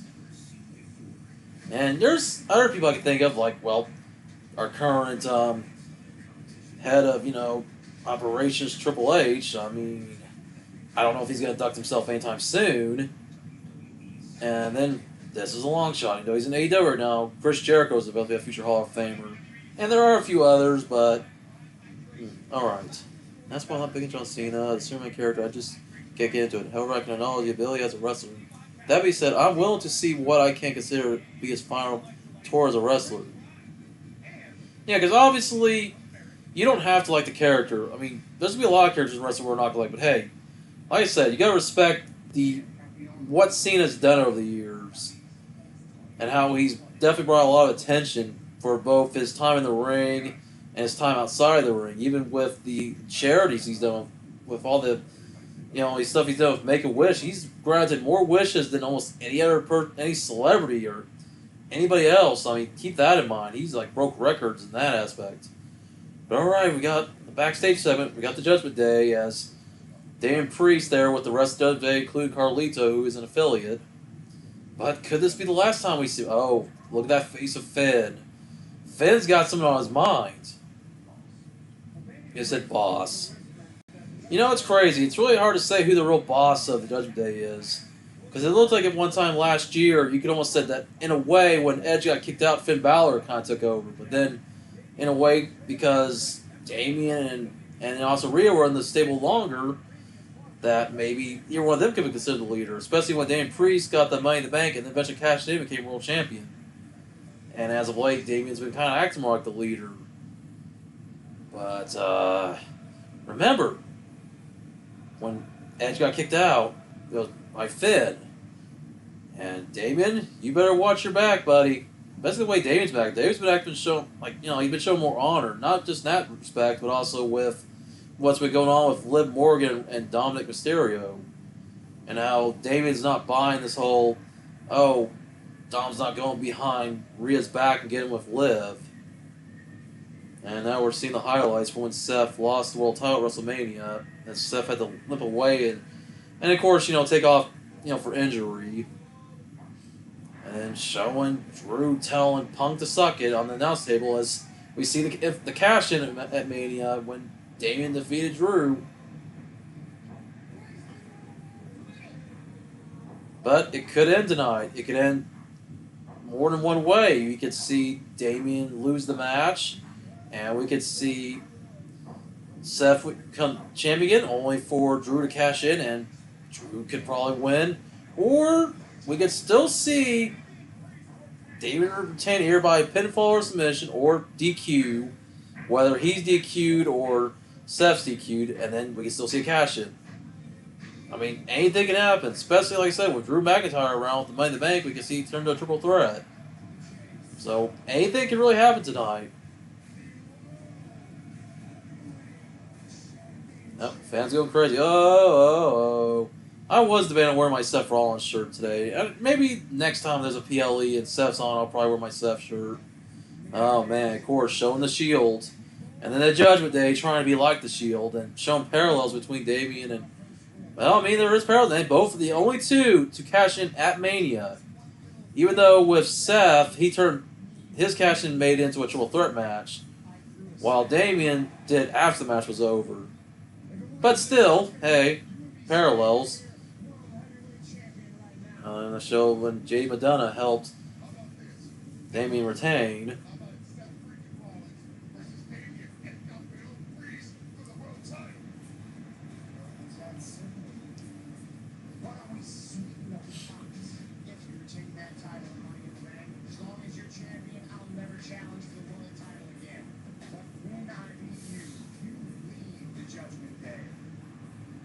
Well, as Seth just stated, the stipulation, Seth loses, never challenges for the title while Damien's champion. Though he said never again, but for whatever I'd say while Damien's champion. But if Damien loses, he's out of Judgment Day, which looking more likely with the way Finn was looking there with his face. Especially, yeah, and as they show right here, as Damien's trying to have some honor, and Finn Balor's like trying to attack Seth. And then he does attack Seth there in this highlight, and Damien was about to strike him. And the Ascension in the Judgment Day. Ooh, and showing that super kick to Seth with the stomp.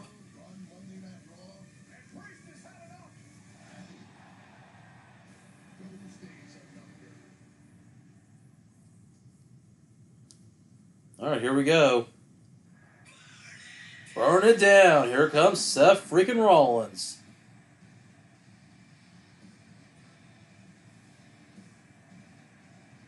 And of course, Seth always making an entrance, man, with his jackets. Which, that looks like one of the jackets his wife Becky wore. Which don't surprise me, because you see the stuff that Seth wears nowadays. Nothing wrong with that.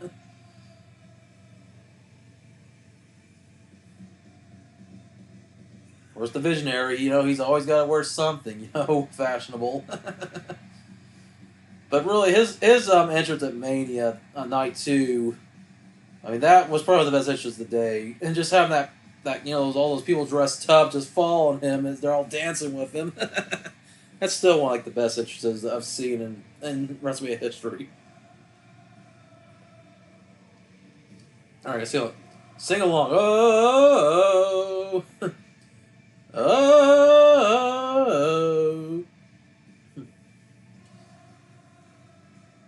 burn it down.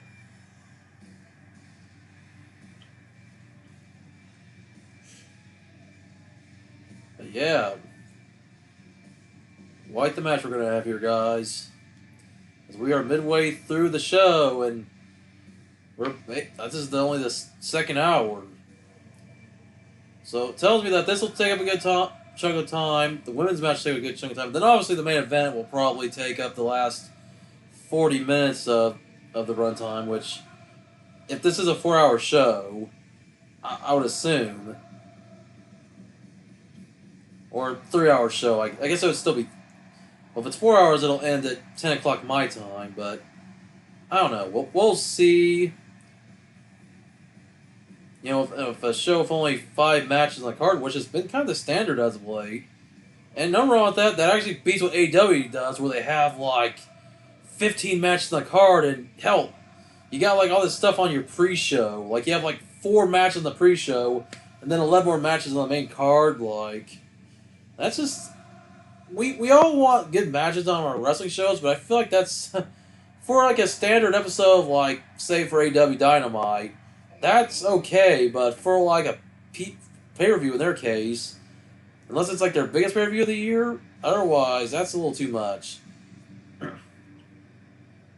Maybe as a kid I would have not mind that, but I don't know. Maybe I'm just older, my mindset's different, and I know I'm not the only one that probably feels that way. Well, here we go. Here comes El Champion. Damian Priest makes his way out with a cool, fiery backdrop on the LED screen. Holding that title up.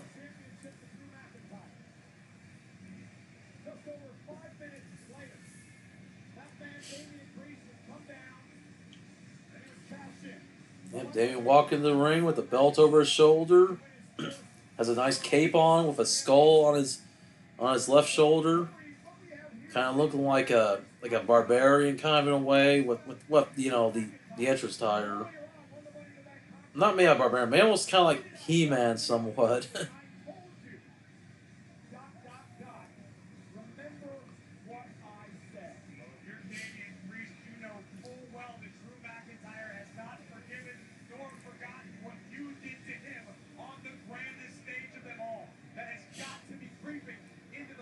All right, Damian making his way to the ring.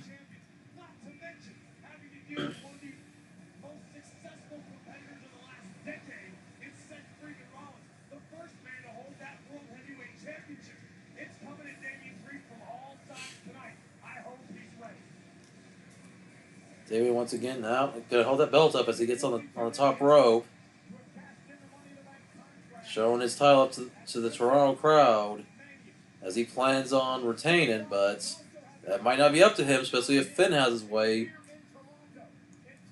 At least the way it's looking. Maybe it might be a trick. Finn might still try to help Damian win, but you know, anything can happen. Fuck Prime. Sorry to everybody that likes Logan Paul. I don't. I don't care for the drinks. I see him when I go out to the store. I ignore them because I'm like, oh, I'm good. I'll have Gatorade. Or I'll have, like, any other brand of drink but that. I just don't support Logan Paul. And I'm kind of tired of seeing it as a sponsor. But once again, that's just how I feel.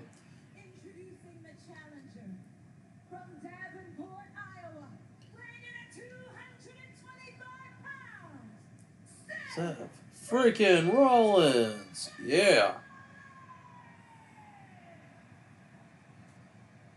Looking to be the first 2-time world champion with the, current championship. Of course, the inaugural world champion since that title was established last year. The Judgment Day. I love it. I love how Samantha says that.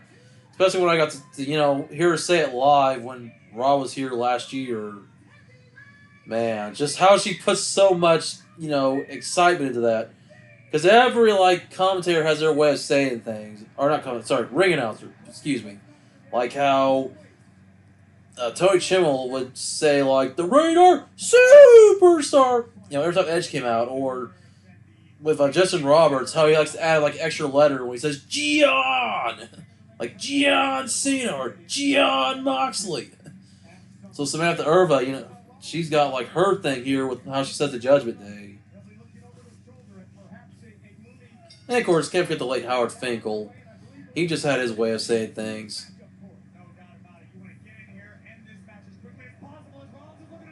Alright, Seth was trying to go Pepper. Oh. Looking for that stop for heaven from Damian Priest, but nope, that was stopped. Damian almost was ready to put this match away with that South Heaven chokeslam, but Seth stopped that from happening. Or South Heaven. Good Slayer album, by the way. Oh! Broken arrow right there by Damian Priest. And now he's got Seth in the corners. He just hits him with those rights and lefts. No, right.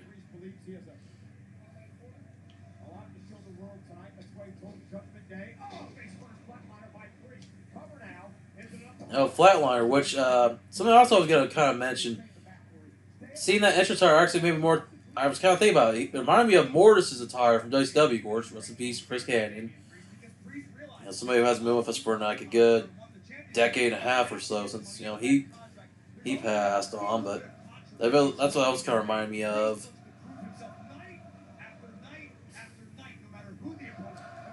Oh, Priest does not like hearing the fans doing the oh. There we go. Nice move there by Seth. And Priest got a little dizzy there. And Priest goes over the top rope.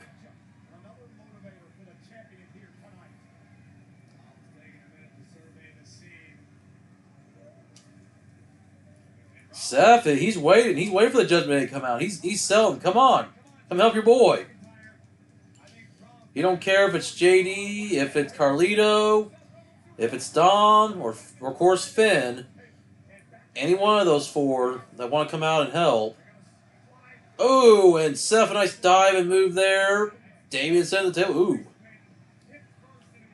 Nope, Seth could go for it again. He's going to go flying again. Aaron Rollins taking off. Oh, and he sends Damien right over the announce table. Michael Cole almost got taken out. Good thing Cole got out of his chair in time.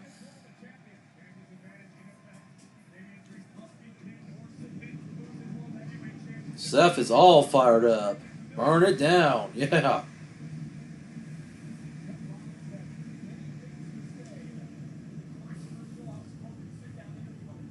Oh, yeah. Also, I'm looking at my stream. I'm kind of thinking about maybe the next time I do a stream, I'm going to try to make the match cards in advance next time. Because if you guys remember, I used to use StreamYard. I don't use it anymore now that I've focused more now on OBS. And I can add my own custom little overlays like you see up here in the corner of the RC Live and watch on. Maybe at the next PLE I do decide to watch, I'll try to get those made in advance. Because I always just thought about these on the fly because I didn't know if I was going to stream Money in the Bank tonight. I was going to do a watch along before I decided to do these last few streams. So just things I'm thinking about. I just want to bring that up real quick. But alright, back to this match. Seth there almost had a pinfall win, but nope, only a 2 count. Seth waiting for Priest. Oh, with the super kick into the gut. Oh.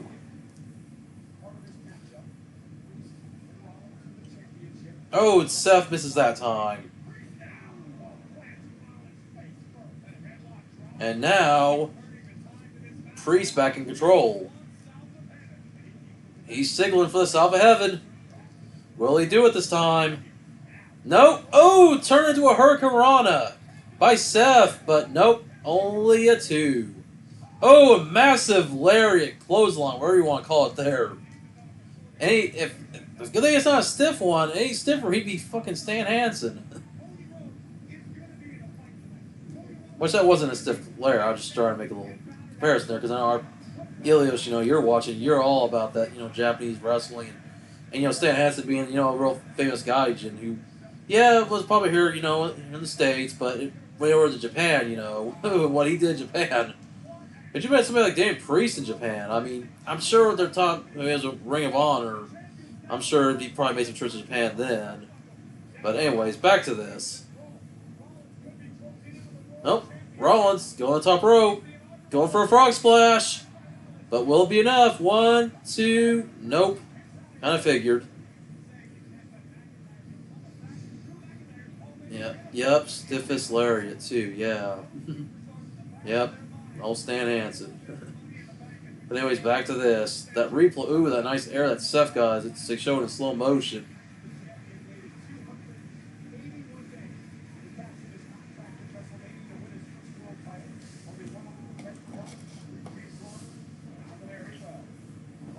Alright, Seth getting back control here. Ooh, the elbow to the face of Priest.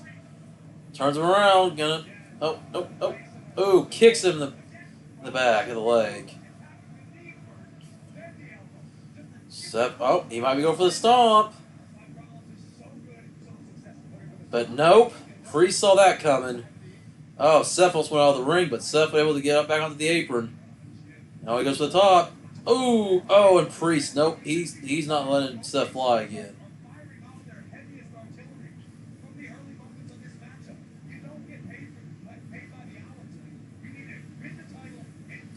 Oh, Seth is on the top rope. As Priest wants to get back in control.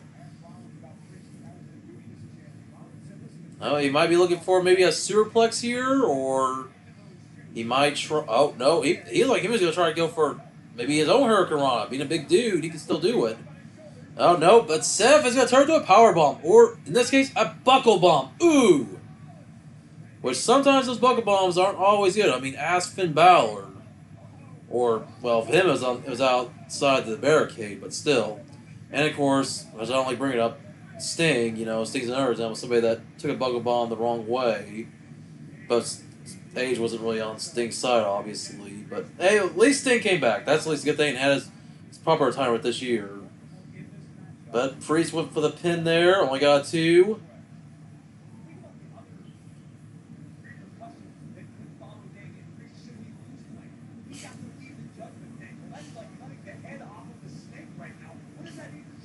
Alright, so now Priest locked up on Seth. Both men are on their knees. Priest just strikes Seth again.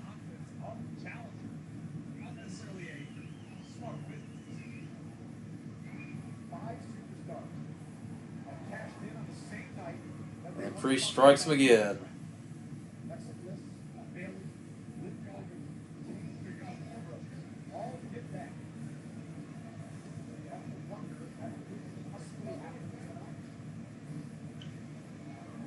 And now just trash talking, slapping Seth. Priest like, come on. Oh, that was not right. That was Seth. Slaps him back. And now back and forth between Priest and Rollins. And now Rollins getting the better of Priest. But nope, nope. Oh, Priest is fired up. Oh, hey, oh, nope. Oh, Seth missed the super kick. Oh, damn, Damien just kick him. Oh, just kicking Seth back and forth. Oh, no. Oh, and what was going to look like maybe a discus clothesline. Well, Seth counted super kick. Oh, but nice spinning like roundhouse kick there. And another one by Damien. Getting Seth all dizzy. Oh, South Heaven. Come up right here. And Seth gets out of that. Oh, here we go. Go do the pedigree. But nope. Damien saw that as well. He stopped it from happening. Oh, no, no, no. The stomp. Boom. But I... Oh, wait. Oh, hopefully it doesn't take too long. He hesitated a little bit.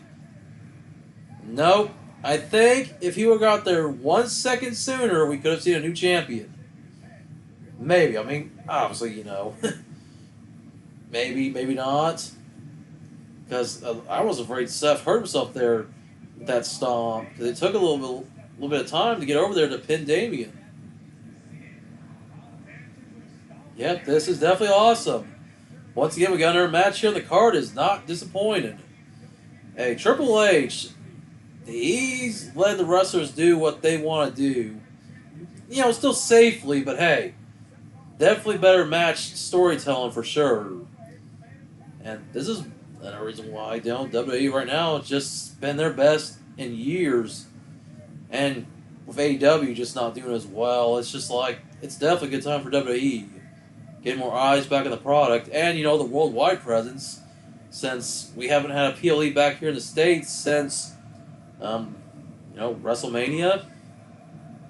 Since we've been having pay-per-views in France, Saudi Arabia, Scotland, and now we're up in Canada. Of course, WWE will be back in Cleveland here in America for SummerSlam.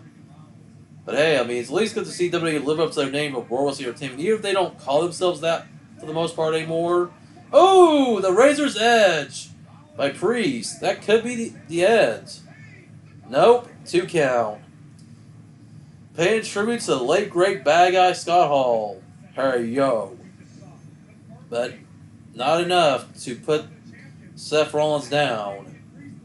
Ooh, but Seth not landing like, ooh, just look like he might be hurt from that. Because that move, it goes wrong. I mean, break somebody's neck. And let's hope that Seth didn't land in the wrong spot. Oops. Seth trying to get back to his feet while Priestley about to go flying. Another big man who can fly like a cruiserweight. But nope, Seth stops that.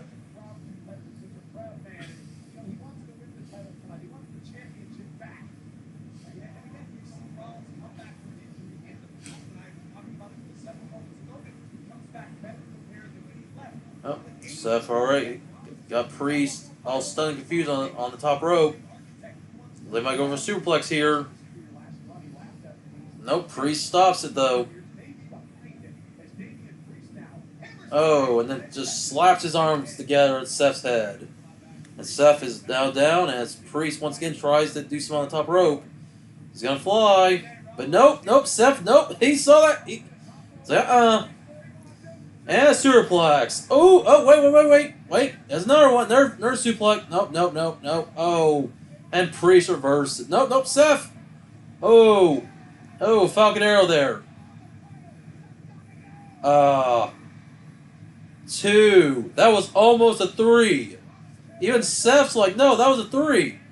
His hand slapped that mat almost a 3. Wow, that was close. 2.99. That was as close to 3 as it could get. Cash in. Drew McIntyre. Of course, Drew was not going to wait. Because he knows both men are basically pushing their limits. But how will this end? Will somebody get involved and stop it? Well, I'm going to look over here. And that's why I try not to, in case any new people join in that are going to spoil it for me. And I only look back at comments after stuff happens, so just keep that in mind. Yep, Drew's going to cash in.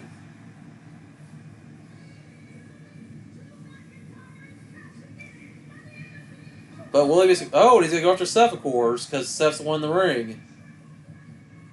But see, how does this change the stipulation? If Damien... Oh, no, Seth! Oh!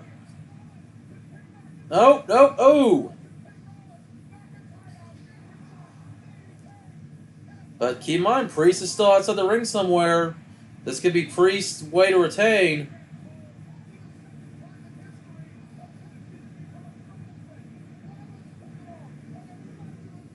Oh, man. Yep, Priest. Of course, he wasn't gone.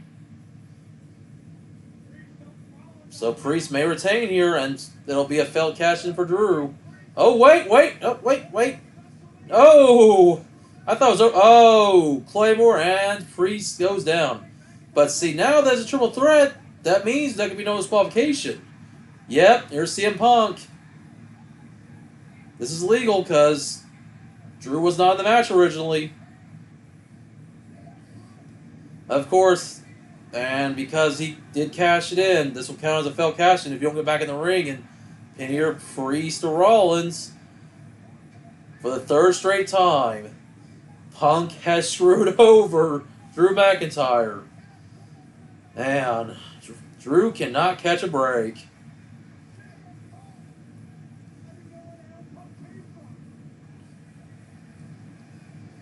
But hey, that's what Drew gets. He attacked Punk a while back. No.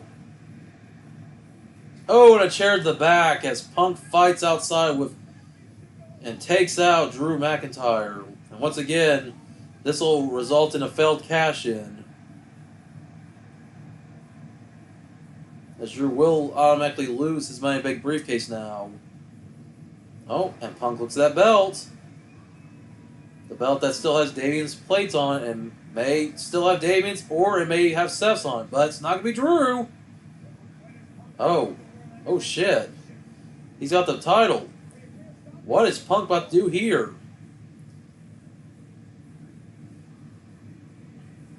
Now also, no, Drew was back in the ring. That's why. He saw Drew there. That's who was going to hit. Well, hey, at least he wasn't going to go after Punk, despite the fact he and Rollins, excuse me, I'd say Rollins, had their history. But it's more of Drew. Oh, and Damien with the self-heaven chokeslam.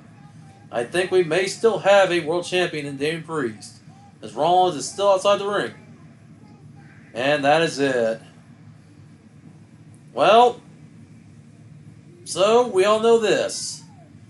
Seth Rollins, because even though he didn't take the pin, will still not be allowed to challenge for the title again. Priest stays the Judgment Day, and Punk once again screws over Drew McIntyre, which now means he has a failed cash-in. He automatically loses that briefcase, so that's it. Another title chance down the drain for Drew McIntyre. And at the current moment, Damian Priest is safe when it comes to his spot on the Judgment Day. So, this now makes us think, what's going to happen with SummerSlam? And unless things change, the main event now will be Damian Priest versus Gunther. But, that's several weeks down the road. Anything can happen between now and then. But wow. As we have two men that now have lost their title chances. So Michael Cole get excited. So wow. Yeah, yep, wow as you said as well. Yeah. And yeah. Just when I saw Punk with the title, I was like, oh god, tell me he's not going to go after Rollins. Okay, he goes after McIntyre, so that's it. Yep. Yeah, I can't blame for being mixed about the booking. I would have maybe preferred Seth to win. Because, you're going to have two heels go at it at SummerSlam. I mean, yeah, Drew was a heel too, so Drew would have won. Now, if him against Gunther, so... I mean, I get it. With CM Punk and Drew having their feud, they're going to build to their match at SummerSlam. That's inevitable. If, Punk is officially cleared to wrestle at SummerSlam. Rollins is going to have really nothing to do unless they find a feud for him. But Priest versus Gunther, you're going to have, one guy who's definitely a heel in Gunther, and another guy who's, I guess, teeter on the fence of maybe becoming a face. Rollins sees Punk. That animosity in the past, which is somewhat kayfabe and somewhat not kayfabe. This could be a little bit of both of Punk getting Rollins really angry. Punk's down at the table. He's staring over at Rollins. Punk's like, bring it. And Corey Graves has to be the voice of reason here, trying to keep Rollins away from Punk, which makes you think how much of this is a work and how much of this is a shoot. A work shoot, as you will. Because obviously they still know that there's certain things they can do and they can't really go off script. So I'm sure part of this has been rehearsed, but it makes you wonder how much of what Rollins is probably saying to Punk is him saying what he wants to say. As Punk looks over at Drew McIntyre laying there, as once again, for the third time that Drew McIntyre has been in a world title match, he has been screwed over by Punk. Oh man. Hell of a blood feud though. This is something that once again makes WWE excited right now. Well, now they're talking about Indianapolis. Of course, the events they're going to be hosting here soon.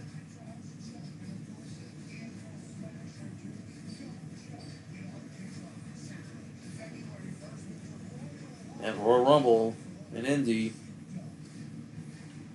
SummerSlam and WrestleMania. All upcoming events.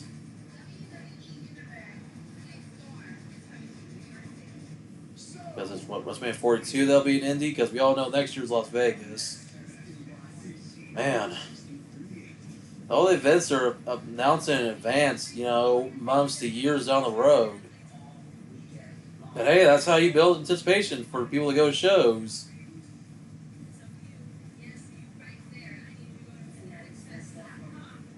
Now, of course, now showing an ad for Fanatics Fest. All the people that will be there, like Hogan and Cody and Paul Heyman and Rhea Ripley and so on.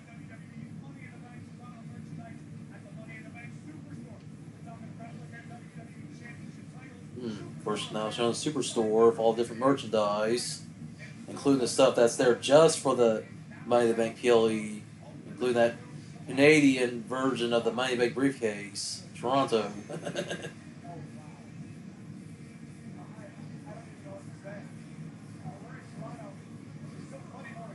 Well, Michael Cole, you don't know what to say. I mean, you should have seen it coming. Drew could have waited. He knew better. He should have known Punk was gonna come. Yeah, now they're showing the main event for SummerSlam on Saturday, August 3rd. It'll definitely be Gunther versus Damian Priest, unless something changes before then. Somebody cost Damian his title, but we'll see. Or at least it's not failed to cash in on the mid card title. Yeah, it's not a fail. Yeah, that's true. Because I didn't like Austin Theory going after the US title with that money bank briefcase. Because obviously, if you're going to win the Money in the Bank, you're going to go after the main title. Now, at the women's division, you only have, the WWE Women's title and the World Women's title when it comes to singles titles. But with the men's, you have, your two world titles, well, three, because two of them are unified into one. And then you have your two mid-card titles, plus the two sets of tag titles. And going after mid-card titles just makes no sense. It's just like, it's always been a world title. Why go after the United States title? Even if you're not going to have Austin Theory win a world title, you still should have had him go after it. But, whatever. I don't really care, to be honest. What's done is done. We can't change what's already happened. We can always say what could have happened. And now we watch a highlight package of Gunther. As Gunther, the official number one contender, since he had won the King of the Ring, a couple months back in Saudi Arabia. Yeah, definitely a fumble. I would say Austin Theory's catch was probably Well, this one too, but I think a lot of us kind of probably figured this one for sure was going to be a failed one, but yeah.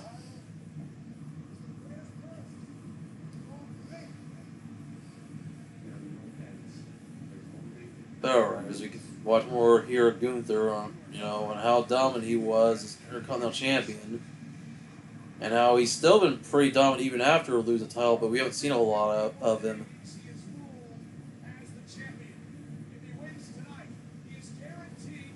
Of course, longest reigning champion, longest reigning Intercontinental Champion that Gunther became. He already was like the longest reigning, UK champion. So, man, you put those two title records together. While it probably couldn't match like Bruno Sammartino's or Bob Backlund's record, still, I'm sure he could rival, and those are world titles I'm talking about versus, the NXT title, the NXT UK title to be exact, and the Intercontinental. But still, just for how impressive that is.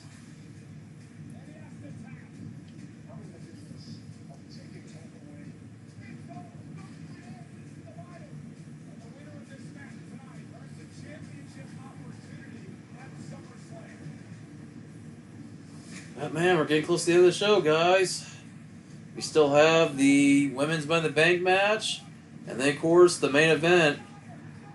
The six-man tag with Rose, KO, and RKO against the Bloodline. And the combination could be either, like I said, for sure, I can be wrong, but they also got to keep, Tama Tonga and Tonga Loa together, and then put either Jacob Batu or Sikoa with them.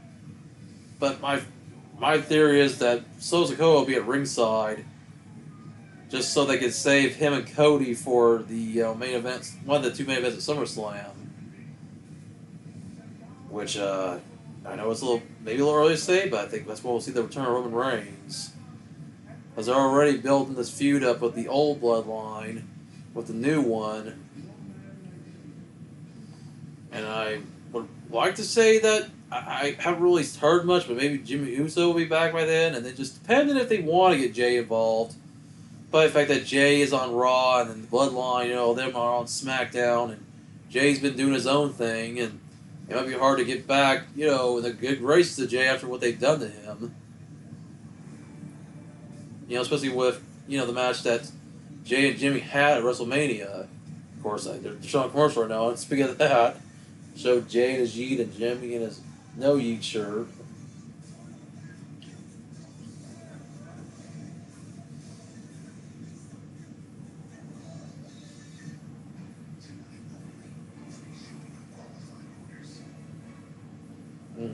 Of course, not only because, get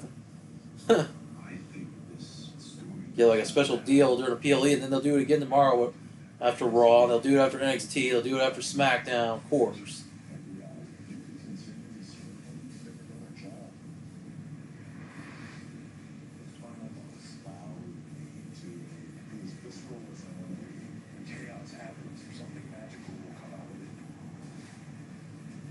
Somebody XL behind the curtain. Once again, they showed another commercial for it. Available now on YouTube.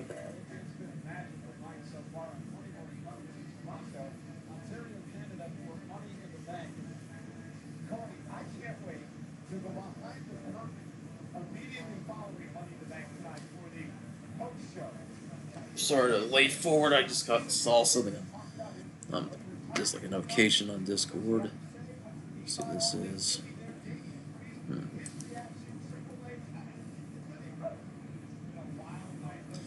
Okay, this is interesting. I'm on my Discord server right now, and JD State CC90 said Orton better be seen as last opponent. Interesting.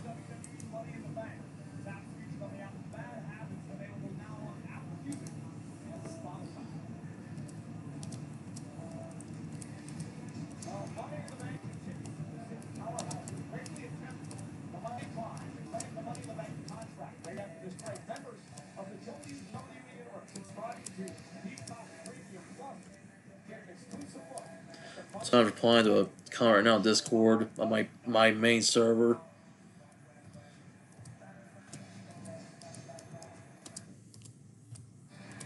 Across its near two-decade history, the Money in the Bank ladder matches emanated from 18 different cities, and the event has traveled a total of 28,267 miles. The first time ever both events in women's Money in the Bank ladder match on simultaneously. From boardrooms to across the pond, we now head north of the border. Okay. Toronto, Ontario. So I was just replying to that real quick. By the way, Jim, JCC90, if you're watching, I want to shout out to you, dude. I saw you on Discord, so feel free to come by my stream and say what's up, dude. If you want to. You know, you can just say what's up in the comments.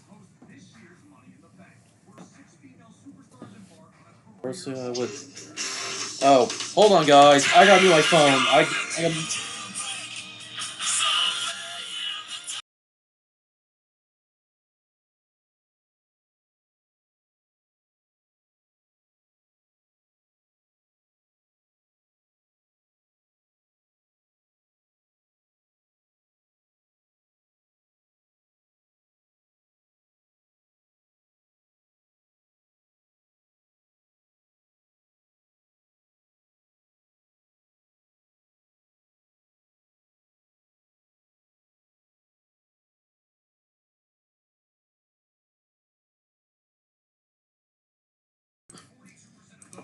Sorry, guys. I had a phone call I had to take, so I am gonna have to put some on the screen.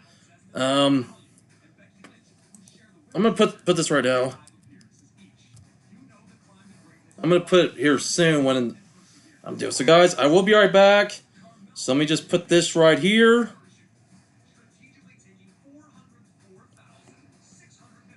Well, I don't know when my uncle's supposed to come over here, but yeah. Like I said, just give me a moment, guys. I'm gonna put some on the screen. Oh, not that. Let me just put that right here. And I'm just gonna put BRB, guys. So.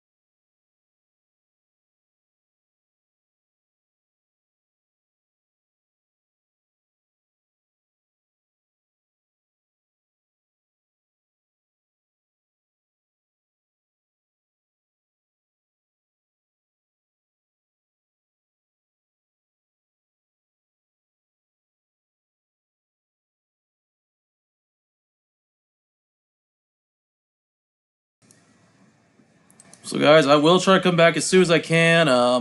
Like I said, if it weren't for the fact I don't want to get a copyright claim, I would let audio play. But so I have somebody coming over soon, and I kind of prefer to keep stuff kind of private for that reason. So just guys, if anyone else is here, feel free to talk amongst yourselves. Or yeah, I'll be still watching the show, but my attention might be away from it for a while. So, guys, like I said, I'll be back soon.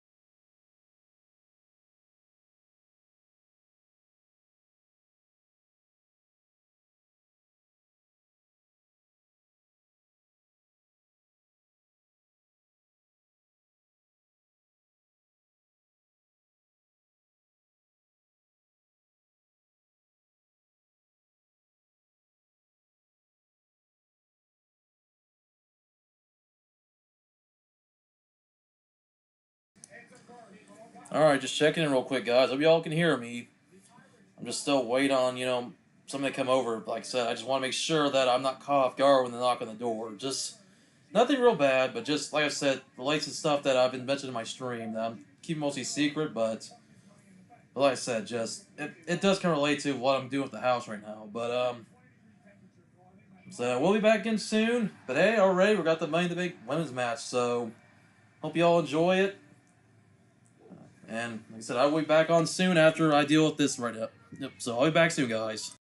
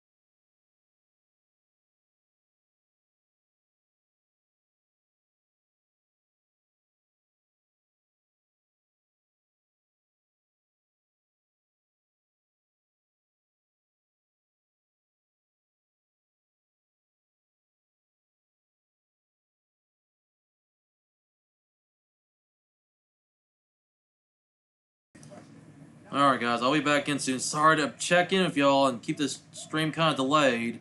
But hey, quite the match real quick with Chelsea Green grabbing that ladder and that Canadian tire she's wearing. But like I said, I'm waiting for somebody to come over. And once this is done over with, I'll be back to resume the stream. Hopefully before the main event, that's for sure. But guys, like I said, I'll be back in soon. Just be patient with me.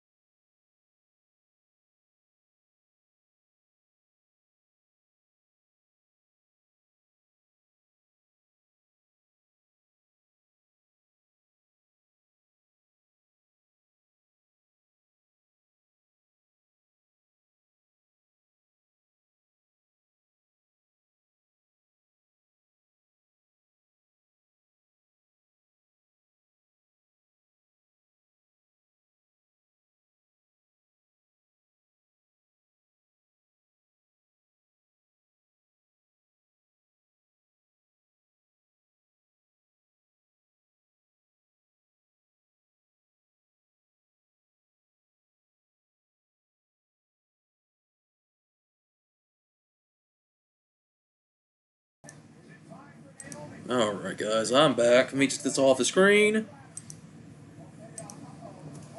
Alright, thank you for whoever stuck around for your patience. Sometimes, family, well, not sometimes, all the time, family comes first. That's all I can say right now. And I can only talk a little bit about what I had talked to him about. It's all good. Nothing really serious, but stuff I'm going to keep private. But also because I've mentioned I have family that know how to, work on stuff like electrical. They're going to help me out with that, and I had to kind of chat with that,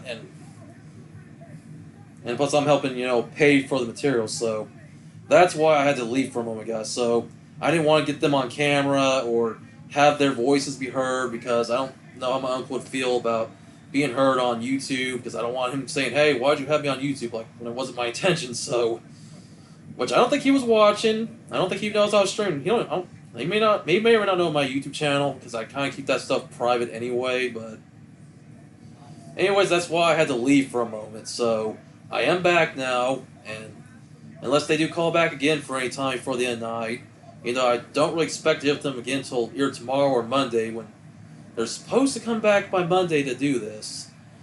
Fingers crossed that we don't have real bad weather because there is weather chances again, and if that happens, and with it already being down, I have to kind of play by ear and hope that the worst doesn't happen.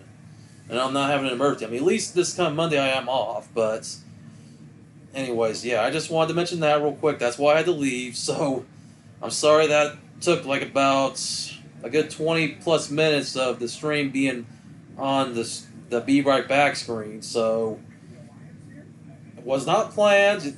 Real life happens, guys, but to those of you who stuck around and were patient, thanks for sticking around. If you didn't stick around, you're maybe watching the replay and wonder why there was maybe 25 minutes or so of me not being here, well, that's why. And I'll even probably might put that later on in the comments that there will be a part of the stream where I'm not, reacting. But once again, family, and it does relate to what I've mentioned in my stream, both on Saturday morning and just, earlier today. So that is something I have to let y'all know. And now I'm going to try back to this women's Money in the Bank match. It has to be during the women's match and I'm kind of glad because I'm going to say it now, and hey, the women, they put on a hell of a show too. At least nowadays women are more respected in WWE than they used to be. They're not divas anymore. We're not seeing lingerie, bra and panty, bikini fights anymore. We're actually seeing legitimate women's wrestling and women's hardcore matches. As right now, Chelsea Green and Io Sky go at the corner, so I've been watching the PLE still while waiting on them to come, but like I said, out of respect for their privacy, and because it's, like I said, a portion of it was private, besides the stuff I could tell you publicly, I was like, I just, want to make sure that if they were to come inside that I'm not going to have them heard on camera, because I would have still put some on the screen, or we wouldn't have been near the webcam, obviously. But I was like, nah, I just don't want you to have to stare at a... You would be staring at my couch anyway, so either way, guys wouldn't see anything. Sorry, it's just kind of like... I get kind of nervous because I'm like, man... Because I don't want to get in trouble for them coming in, and I'm not trying to film them or anything, so it's like... Both my uncle and my cousin, I just want to make sure that... Let's get anything. Yep, no worries, dude. As Game and Hill says, thank you, Ilias. I appreciate it. I know you understand. Oh, Naomi kicked in with that glowing boot of hers. As she and Zoe now are back in the ring going at it, and Zoe gets knocked down. So there's a decent amount I did miss that I could have reacted to. I wish I could have, but that's all right. Naomi was trying to go for it, but no, Chelsea Green, who, in this case, is probably going to be the favorite just because she is Canadian. You know, she's from Victoria, British Columbia. Because they said from Victoria, so I would assume that's what they said. They're in Toronto, but hey, still part of Canada, so... And even with her outfit with the maple leafs on it, wearing a red outfit with the white maple leafs, of course, on her breasts of all places. Of course they would be there. Not both breasts. Oh, shit! Ooh! Doing the unpretty her to Naomi on the ladder, but that still hurt Chelsea a little bit. And Zoe Stark's back in the ring. Like she might capitalize. Meanwhile, Io Sky nowhere to be seen. Lyra nowhere to be seen. Oh man.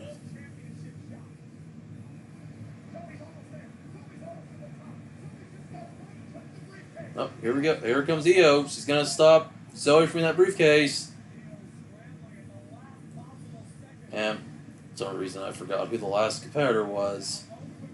I'm just still kind of focused on this right here. Oh shoot, both of them trying to get that briefcase down. Oh, Io trying to bend Zoe's fingers. Uh-oh. It's either grab the briefcase or do a move. Oh, she's gonna do a vertical superplex there. Nope. Zoe tried and Io stopped her. And now Io smashes Zoe's head onto the ladder. Uh-oh. Gonna go for a high-risk mover. Uh-oh. What we gonna see Io do here? Oh! And that's it. Zoe's done. But that also hurt Io a little bit too.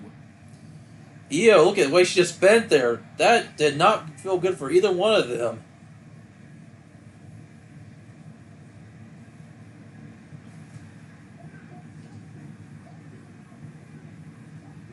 Uh-oh, this might be Chelsea's moment. Set up both ladders. Chelsea might win it. Well, what do you know? Also, Tia... Oh, no, wait, no! Oh, that's right, Tiffany. I forgot about Tiffany Strong. I'm sorry, I kind of forgot because I've been kind of overwhelmed there about what we're going on here. And there goes Chelsea through the tables. Well, looks like it might be Tiffy time. If she can capitalize. Oh, well, there you go. Tiffany's the winner. I was about to say, because earlier, if you were about to be spot on your predictions, Tia and Couponer, if you're watching, dude, unless you're probably working right now, Tia and Couponer had predicted Drew for the men's and Chelsea for the ladies. Well, you were about to be right before Tiffany came in and stopped it. And those two tables had to be conveniently set up for Chelsea to fall through. And Tiffany is your Money in the Bank winner. Now, the real question is, how long is she going to hold on to that? Now, obviously, there won't be a cash-in tonight because there's no women's title match. Neither Bayley or Liv are defending their titles at tonight's show. And with her being on SmackDown, she could go after Bayley. But that doesn't mean she couldn't show up on Raw and go after Liv. Even with Liv being more tied up right now with a little bit of a thing with Dominic and also the feud with the LWO with Zelina and Ray, you know. But still, I kind of wonder how long that she's going to hold the briefcase. It seems like, other than Carmella, most of the brief, and then Io, I think Carmella and Io have been the only two briefcase holders on the women's side that have actually kept their briefcase for longer than a day. Like, it seems like they've always cashed it at Money in the Bank or, like, the night after on Raw. Back when it used to be a Sunday show before it became a Saturday show. But, like I said, we'll see. Oh, God, that replay showing Io must have really hurt herself. Gee, Michael Cole, get out of his chair.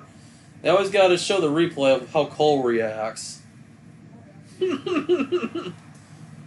Just like I reacted when Punk had come out. But hey, at least I got to catch the rest of this match. That's for sure. So, despite the little intermission I had to have, so I could deal with some family business. Other than that, at least I got to watch the majority of the match. I missed a portion of it because I had to go out there and chat with them for a while. But other than that, hey, good match.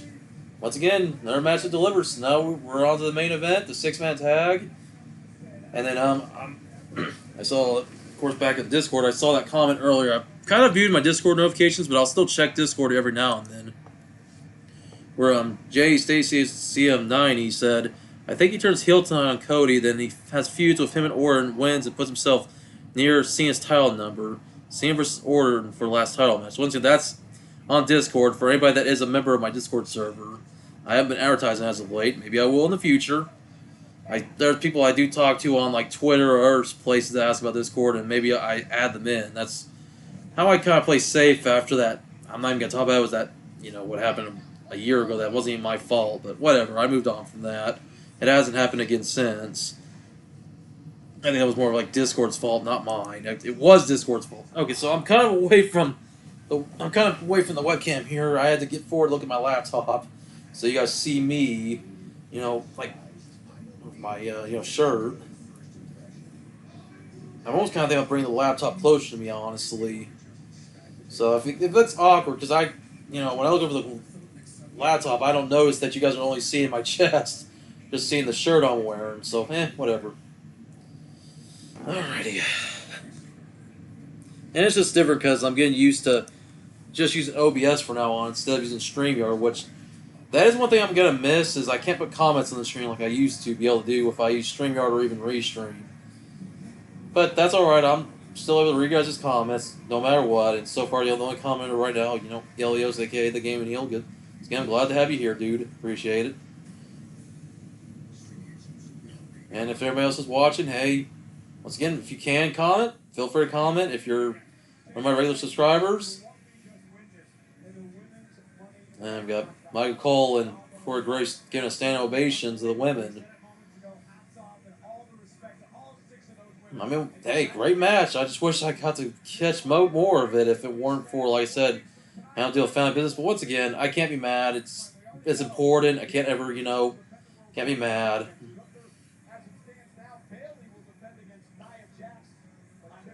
Of course, talking about SummerSlam in Cleveland, and, I mentioned Nia Jax, and Bayley. There you go, the six-man tag. Okay, so how they're showing on the poster shows Solo Sikoa, Tonga, and Jacob Fatu in the forefront, with Tonga Loa in the back. So if that's the case, I guess that's our lineup. So I guess I was wrong on saying that both the Girls of Destiny, Tonga and Tonga, and Loa, whatever. Tama and Tonga, whatever you want to say. Because you have Tonga and Tonga, Loa and Tama. I guess you say Tama and I don't know. I'm kind of confusing myself there. Now we're looking at the recap of how the new bloodline formed when Solo hugged his older brother Jimmy, only for Jimmy to get attacked by Tama Tonga. And we saw the formation of the new bloodline. And of course, with Paul Heyman being out, after Paul Heyman got sent through a table, on the SmackDown a week earlier. And of course, he wasn't on this week's SmackDown. And now Heyman's been real nervous since the beginning, since Solo took over. And of course, showing Tonga Loa when he showed up at Backlash France.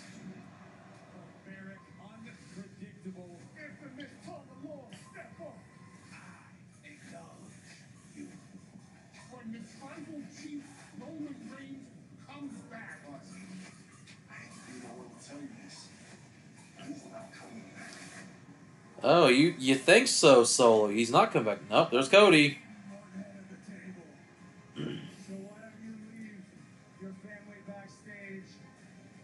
And Cody in a singles match with Solo on episode of SmackDown, and we're showing talking with Randy and KO.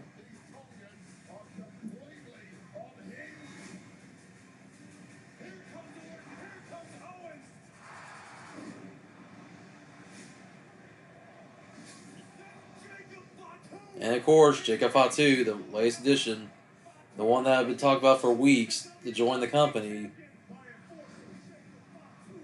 And of course, for those of you who don't know, Jacob Fatu, of course, the son of Rikishi's brother, that would be the Tonga Kid, which I kind of figured, because part of me wanted to say he was Umaga's son because of the way he acts, but no, he'd be more like a nephew of Umaga. I guess Umaga's son is Zilla Fatu, and I think he still wrestles on the indie scene, like maybe down still in MLW.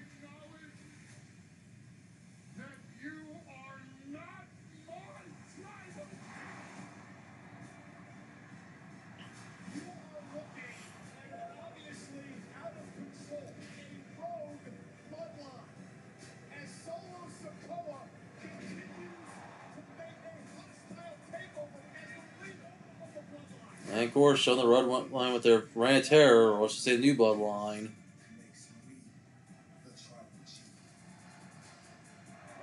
Vengeance on mankind, so money in the bank. We put the bloodlines down for good. I am going to show everyone. And of course, remember that RKO out of nowhere. KO for doing that big splash when they were all fighting all over the arena on the recent episode of SmackDown. I don't see a tribal chief. I don't see that on the table. I see a seat filler. The seat filler. And you will acknowledge me.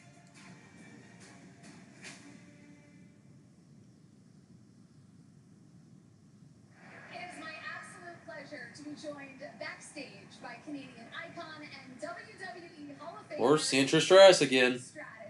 Trish, you know I've spent a lot of time in this particular building, but I gotta say, it has been electric tonight. What do you make of the crowd? Oh, that's because here. Well, I guess look at the current time. Unless there's going to be an overrun, I guess we're coming very close to the show being over.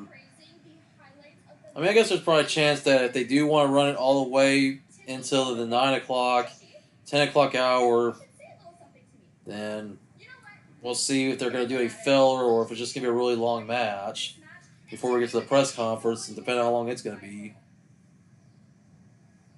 Oh, and Tiffany having a backstage, confrontation with Trish.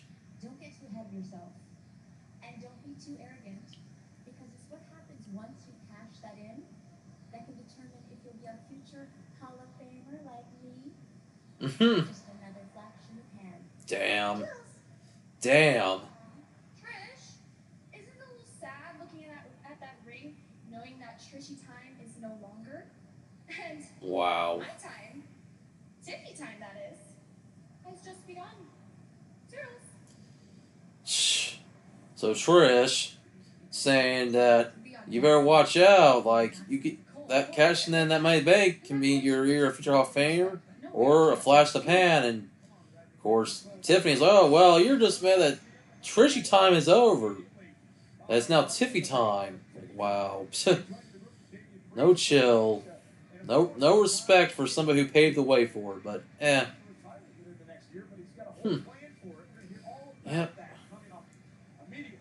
Got the post show coming up, so yeah, it should be coming up here pretty soon after the main event. If it's going to run or 20 minutes, or if they plan on going a little bit after, like it said, into the next hour. Because the standard WWE show is usually, 3 hours long. Nowadays, when it comes to the PLEs, other than the big ones like WrestleMania, with its 2 nights, and of course, SummerSlam will probably be a 4-hour show. Here we go. They got the bloodline. So yep, it's definitely Solo Sikoa, Tonga Tonga, and Jacob Fatu, as Tonga Loa is just dressed in a suit tonight. So alright. Either way, they could go with any combination. They're gonna still be as dangerous as ever.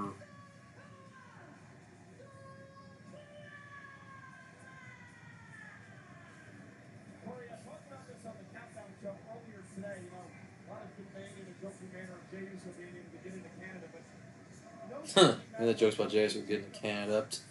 Yeah, because how Jay and Jimmy had their, DUIs in the past, and Canada is not a fan of stuff like that.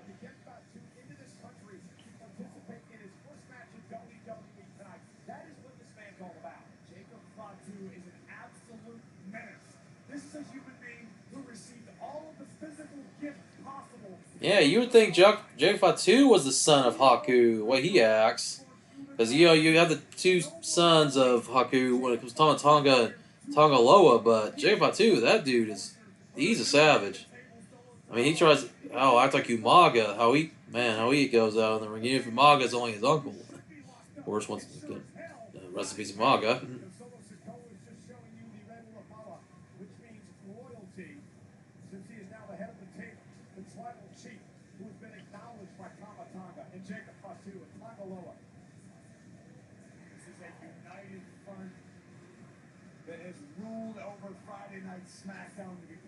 So, depending on when this, I'm going to say this right now, guys, probably depending on when this ends, because my voice is starting to kind of give out. There might be a chance that maybe the stream might end pretty soon, like after the main event. I don't know if I'm going to stay on for the press conference, because reacting to a press conference isn't really the same as reacting to in-ring action. Because it's going to be like a good 30-plus minutes of talking. And, you know, it's like, yeah, we see enough in the, you know, main shows, you know, but, I think at that point, like I said, once this show does wrap up, I probably might wrap the stream up, just so I can give my voice a rest. But hey, I hope for a good match here as Kevin Owens comes out. So that means Randy Orton and Cody Rhodes will be next.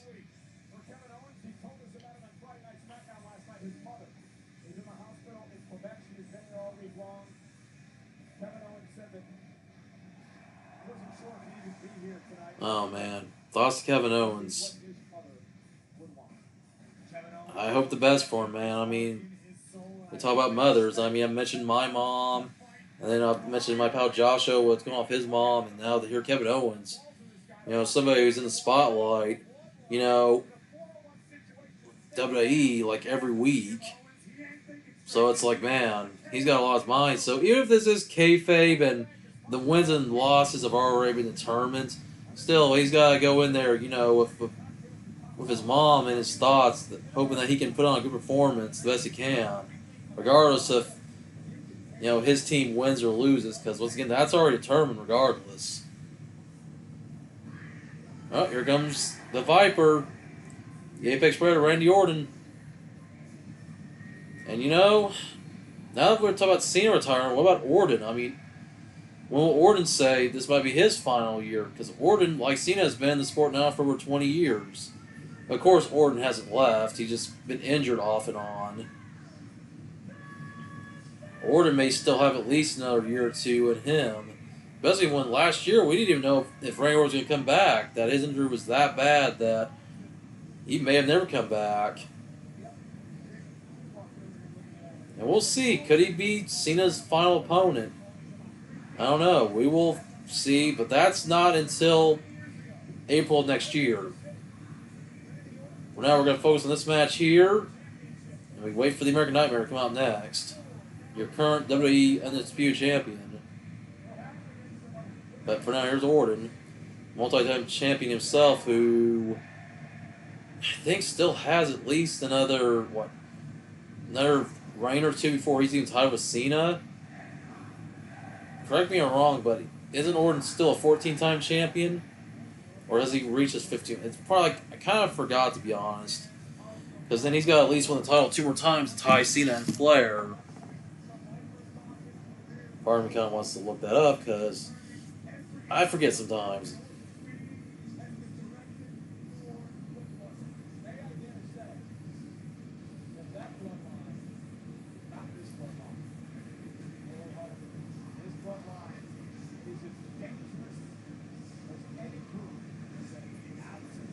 Okay, 14, that's what I thought.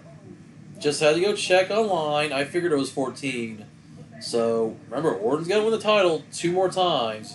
And he has to do it before Cena, you know, retires. That, just to kind of answer JD State CCF90's comment in my Discord server. You know, which, hey, nothing wrong with that theory. I know that would be quite a match if you saw Orton Cena, you know, for Cena's final match. So, just putting that out there.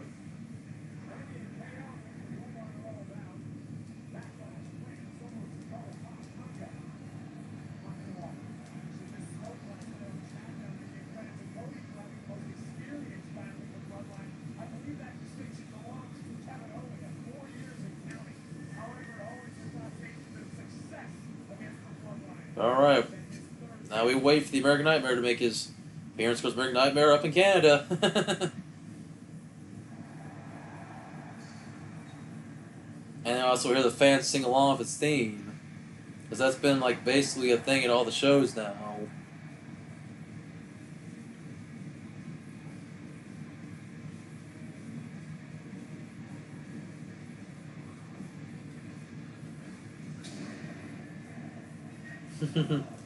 I'd sing along, but I'm afraid if I start singing along, I might get copyright claims. Because I heard if you sing a song and it's owned by somebody, If you sing like more than 10 seconds of it, yeah, I don't know why the bots think, oh hey, you sung that song, even though it's not the actual song. Not to say people don't cover these songs all the time, but they get away with it, and that's like nothing. But it's whatever. No, I suck because I'm also a horse. So even if I wasn't at risk of getting copyright claim, I would. I, you know, I can't really sing along too much as much as I want to.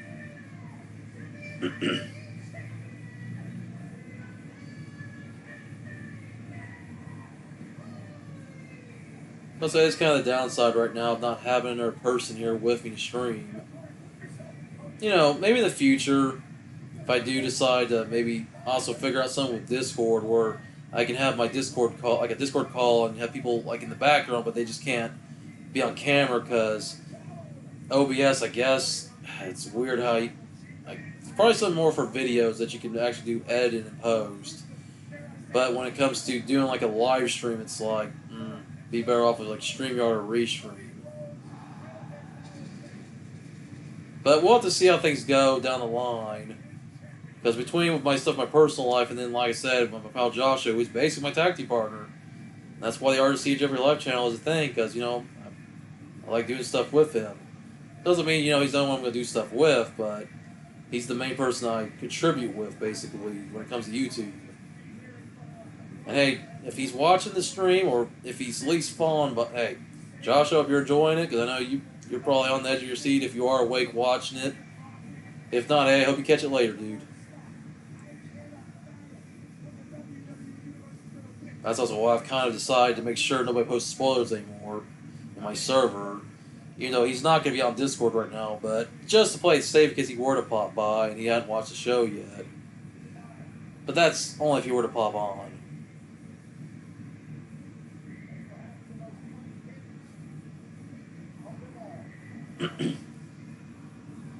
Alright, we got Cody in the ring. Takes off his jacket.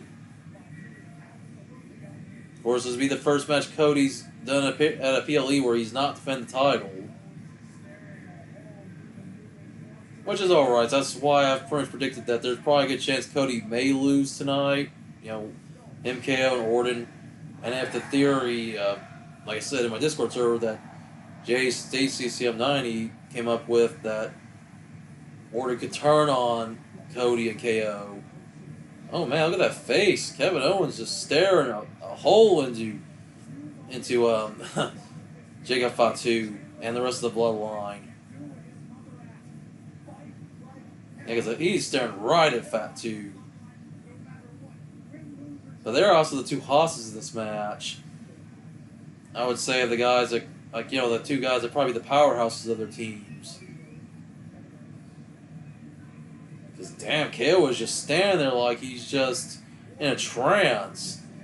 You wonder how much this is kayfabe, how much of this is actual Kevin Owens having real emotion as he thinks about his mom right now.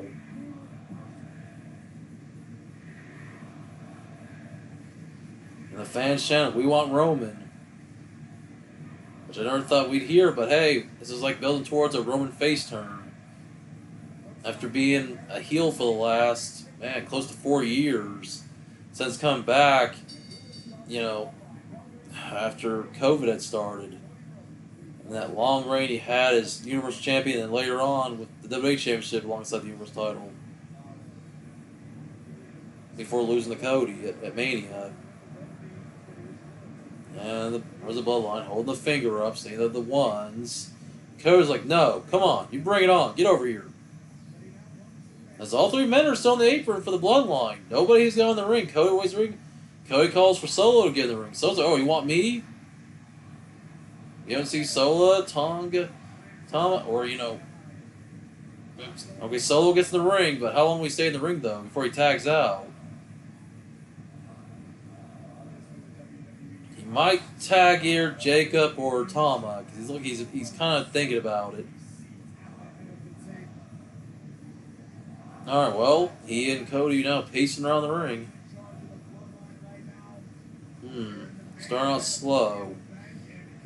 Of course, how'd I know? Solo tags out, tags in Tama Tonga. He ain't ready. He's not ready yet. the bad boy, get in the ring to face Victor. Of course, can't forget, these two have history, former Bullet Club members back in New Japan. In fact, it was Tama Tonga alongside Tongaloa and their father Haku that kicked Cody alongside the rest of the Elite out of the Bullet Club. So this is really like, you got some interlocking story arcs here. Not just Cody's time with Legacy and Randy Orton, and then Cody's feud with the Bloodline, but also, like I said, Bullet Club, flashbacks basically. Of course, 4 of the other, members of the Bullet Club are, in AEW that come to help form, while Marty Scurll, well, he's, of course, not around anymore in wrestling because of what he's done that I'm not going to talk about for obvious reasons. But Cody Rhodes, of course, in WWE, and finding one of his old Bullet Club stalemates.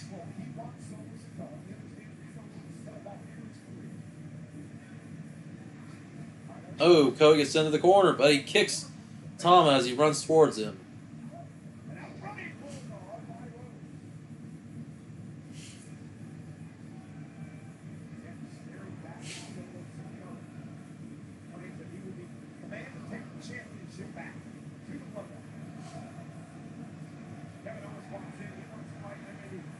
Alright, KO back in there.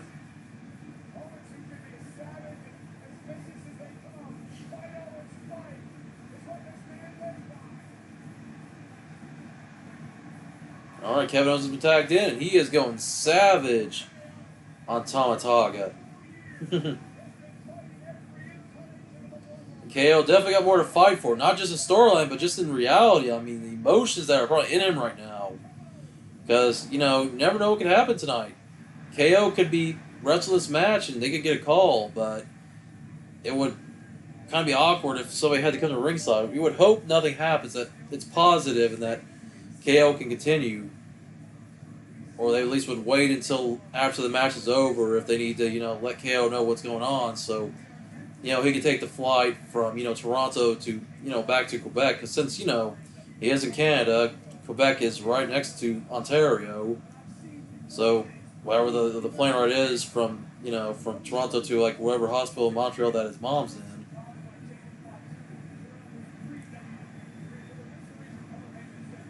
No, Randy Orton wants the tag. Cody's not ready. Oh, is Cody going to tag him in? Yes, he does. And the Viper's going to get some action. Tama Tonga is not having fun tonight. And Orton, the veteran in this match, the one who has the most experience out of anybody, would say probably the most experience would be probably him, followed by KO, because KO has a good, decent amount of experience, and then Cody. Well, everybody else, I guess Tama Tonga probably has a good lot of experience too, since he and Randy are about close to the same age. Randy's still probably the oldest in this match. But even then, I think definitely the most experience is Orton. And Orton get the better of Tama Tonga, showing that he still has a lot left in him. But thumb the eye by Tama. And Jacob Fatu was in. That psycho motherfucker.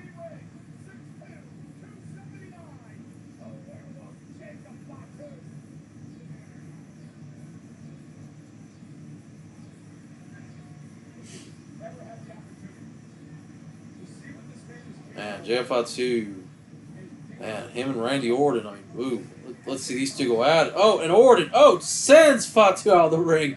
And Fatu comes back. Oh, that's classic, the rope spot. Where his opponent gets caught on the ropes, and then Randy Orton does that DT. Classic, or should say, as my Colt say, vintage Orton. Oh, and no-sold it as Jacob Fatu is back up.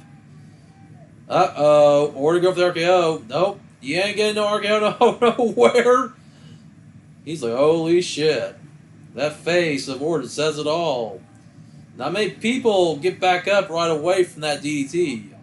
But Jacob Fatu was not any other person. He is definitely a... Oh, Samoan drop. Ooh. So he's definitely a savage. Like I said, if somebody could be the modern day Umaga, it's definitely Jacob Fatu. Jacob Fatu now dominates the match. Man. Now he starts to dominate. Now Orton is down there. Oh, okay. Now Solo comes in, of course. Solo waits until his men do the heavy lifting for him. Solo just walks in like the villain that he is, smirking as he looks over at Cody and KO, knowing they can't come in unless Solo were to go for a pinfall. But until Orton can tag one of them in, they can't come in. And of course, Orton back to the corner of the bloodline, as he's now with their mercy, but he's not giving them any mercy. Oh, and it's Solo, taunts the crowd, and the referee has to go talk to KO and KO, keep him from trying to come in. Tama and Fatu start attacking Orton while he's in the corner. Once again, the We Want Roman chants.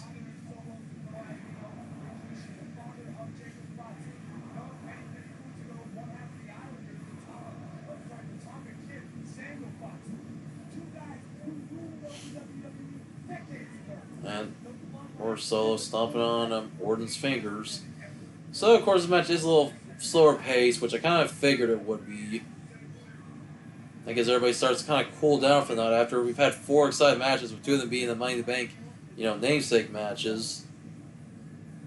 And definitely some standout matches with the only 2 title defenses, both Sammy's, successful defense against Braun Breaker and the successful defense of Damian Priest, which could have seen him lose the title to either his challenger Seth Rollins or the Money in the Bank winner, Drew McIntyre. But hey, take the public ground. But anyways, back to this match as Tonga's back in, Orton's still down, and once again the Bloodline just dominate Orton. Man. KO trying to fire the crowd up to get Orton some more energy. Tonga there with that headlock there, and then another headlock. Oh no, Orton! Oh, back body drop, and Tonga's down. Orton gets his second win, but he is hurting. Ooh, yep, he's got to make that tag to either KO or Cody. And there's KO. KO is back. Tom misses with that close on. Oh, and KO attacks both Fatu and Solo as they're both sent off the apron. Oh, and KO with those crazy punches and kicks.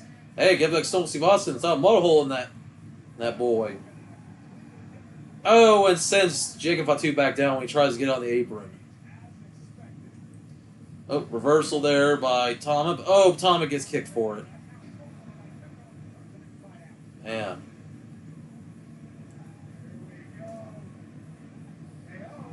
Now, once again, KO stops Jacob from trying to get back in the match. And the cannonball to Tama in the corner. KO's going to fly. Call him Air Canada. Oh, nice swanton bomb there. Nope. And Jacob Fatu breaks up the pinfall. Man.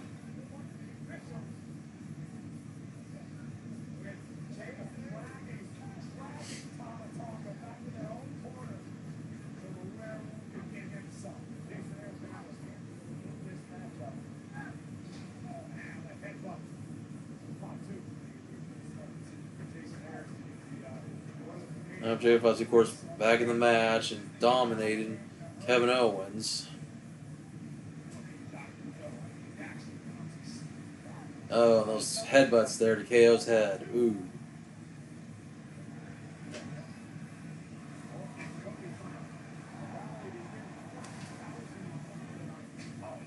Oh. Sends KO into the corner. And Solo gets tagged back in.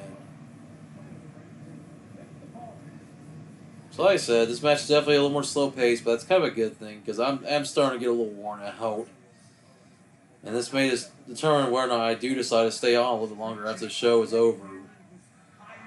But hey, for those of you who have stuck around here, chat alongside me, but it's really just been, my pal, Elios the Gaming Heel, which glad you're here. And then hey, like I said, the little bit of a chat I've been having on Discord with Jim, JCCM90. Though I haven't really replied back to his Discord comment, besides, comment here in the video, on the live stream.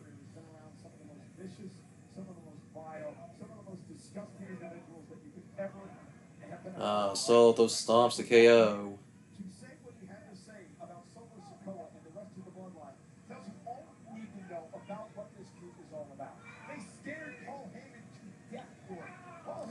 Ooh. Jacob Fatu with that kick to the head. Oh, and of course, Tongaloa getting involved. Fight like he's not in the match. The referee's distracted.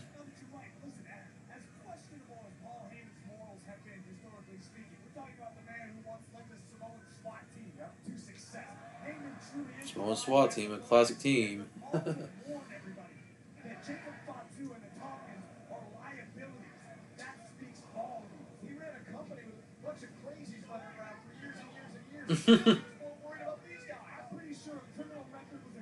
And the back and forth that Michael Cole's having with Corey about Paul Heyman, how he dealt with like teams like the Samoan SWAT team to run a company like ECW, where you have people like Sabu, but then you have these guys, and Paul Heyman's legitimately scared. I mean, hell, he managed Brock Lesnar for the longest time. You know how Brock Lesnar is. And not to say Brock Lesnar didn't, get Paul Heyman scared a few times, but it seems like Solo Sikoa and the Girls of Destiny and Jacob Fatu. Ooh, that butt bump to the quarter to Kevin Owens' head by Jacob Fatu. Ooh. Yep, shade to his uncle, the late great Umaga, as Michael just said. Oh yeah, definitely. Like I said, even if he's the son of the Tonga Kid, he definitely acts more like his late uncle Umaga more than anyone else.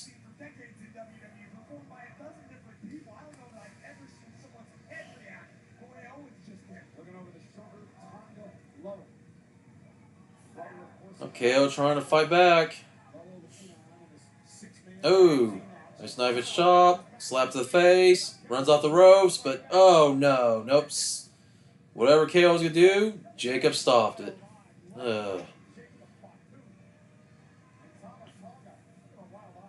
Tonga, of course, tag back in. He goes out for a moment, then comes back in. Starts just pounding on him, kicking it. KO just, now KO is getting all the punishment more. First it was Orton, now KO. It's like Cody's not been in enough to really get like the brunt of the assault of what the Bloodlight's been doing. But KO this time is the victim, after Orton was for a while.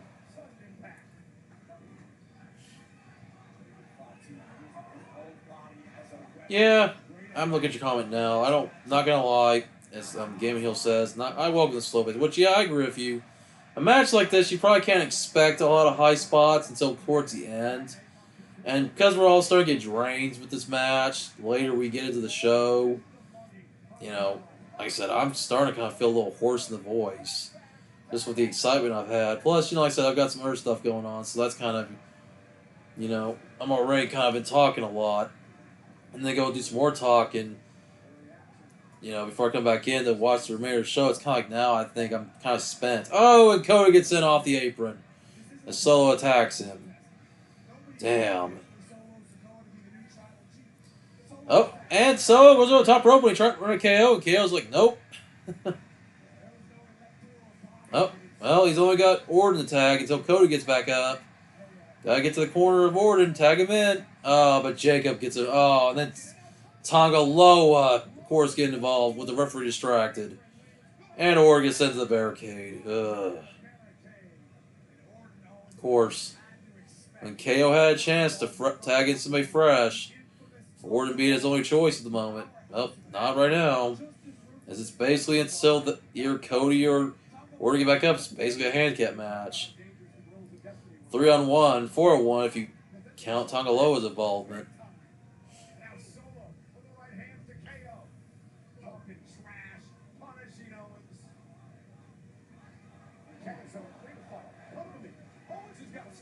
Oh, Kevin Owens want more. Like, come on, bring it on. Remember, this guy's fighting, not just anyone, but for his mom. As legit as that is, But oh damn, Solo gets KO down after they had a strike contest. So let's go. Oh, trying to get in the corner. No, but he misses as KO gets out of the way. Oh, Cody's back on the apron. This might be Cody's time to get in the ring and finally get face to face with Solo.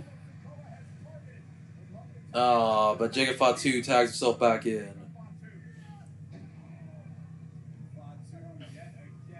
And of course, Cody wants Solo more than anyone else. But for now, Jacob Fatu going back to work on KO. And that's the scary part. Ugh. It's not for lack of talent. It never has been. He knew how talented Jacob Fatu is. How Sorry if I'm kind of looking around, just hearing like vehicles, because I don't know if I have anybody else coming over. no North Star. But hey, like I said, here pretty soon I will be wrapping things up anyway, so.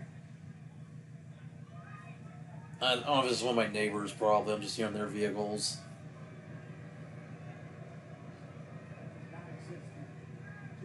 But if I do get a knock on the door again, I might have to, mute the stream, and hopefully that's not the case, because I'm not expecting anyone to come over unless they call me. But I did have somebody here today that was helping me, like I said, with my landscaping. And I think he's supposed to be back tomorrow. He might always have a chance to come back today, too.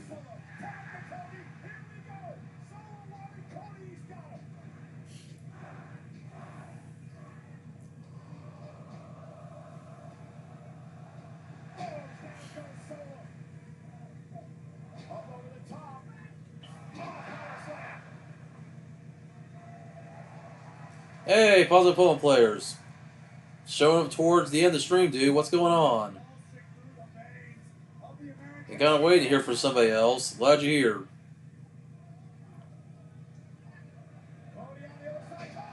Oh, Cody cut it there on the Tomatonga. Sorry, I kind of got distracted. I almost forgot Cody got tagged in. So like I said, I'm just hearing stuff outside.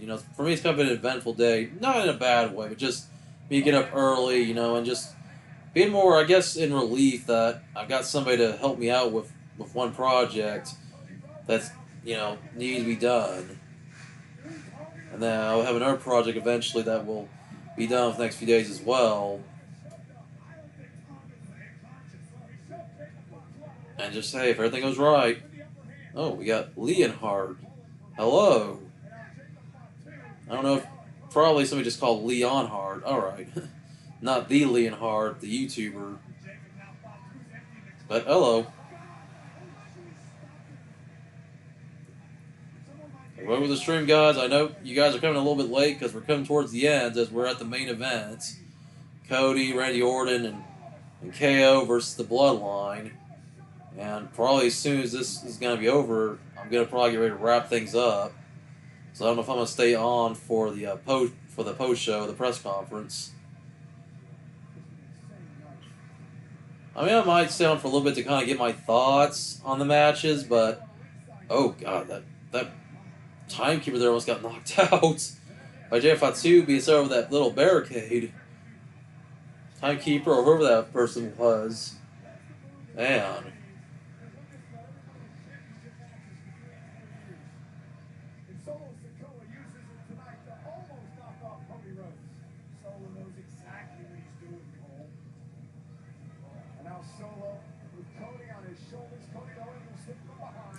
Alright, Cody Rhodes gonna go for a pedigree here on Solo because he wants Solo up. Oh, it's Solo. Knocks the referee out. Nope. Well, now anything goes. Cody Rhodes crossroads and Solo go up, but there is no ref. The ref is down. Of course, gotta be a ref bump in the main event. If you don't revive that ref, I mean, you don't have a really good chance of winning.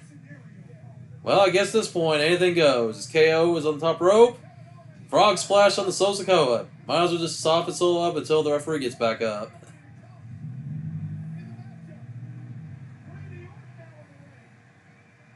Yeah, I think it was one of my neighbors. I was just listening to... Yeah. You're eating beans, eh? Well, hey, don't lie to any matches. That's all I have to say. Don't lie to any matches. I don't want to hear that you blew your house up because you had some bad gas. Let's make a little joke there. I wouldn't ever really want to make jokes like that, but, I know you like to make jokes like that on occasion.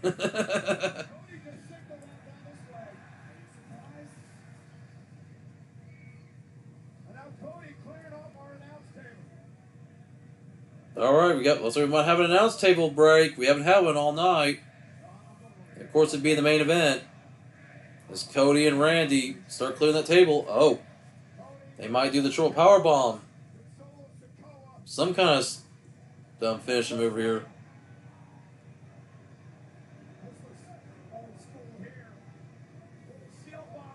Oh no!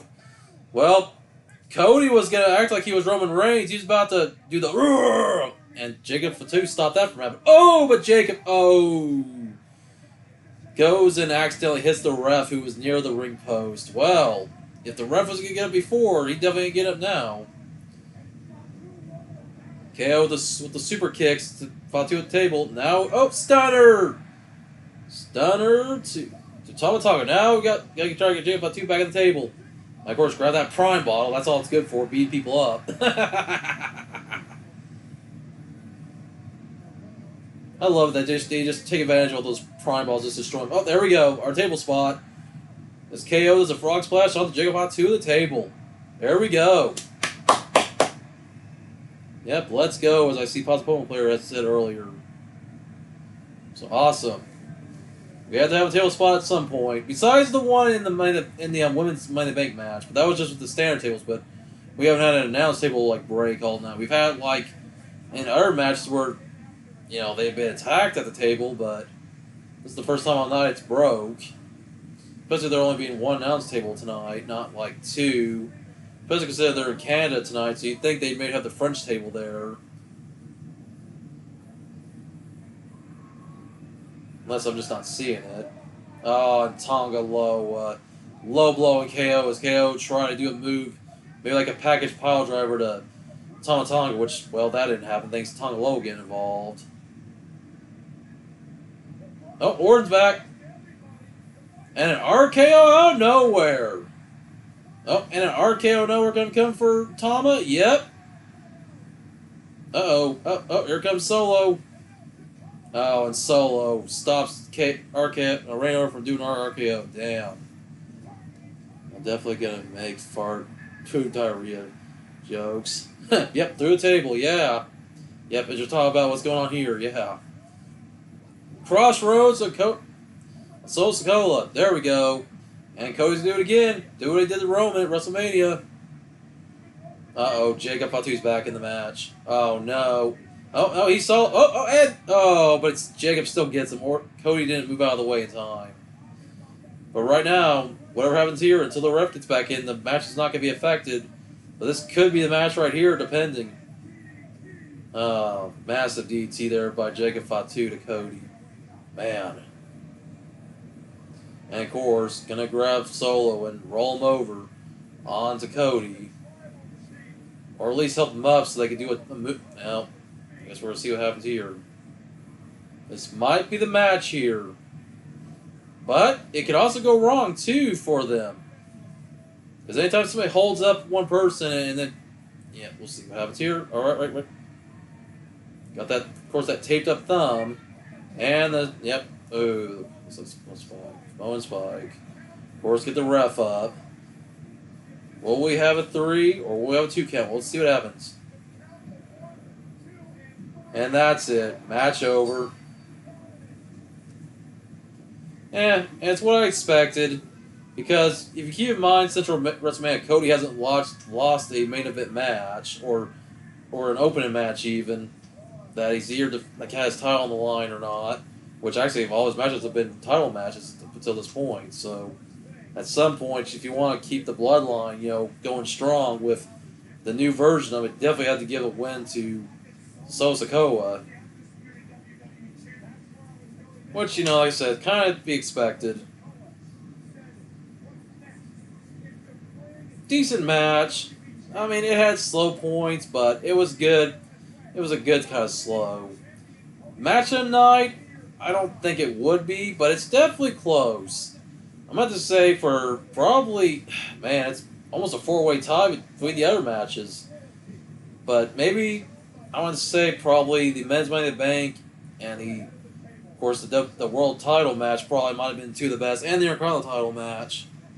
The women's match had its good spots too. I didn't get to watch as much, and I still watched what I could of it because I got to see the majority of it. It just sucks that I didn't get to really,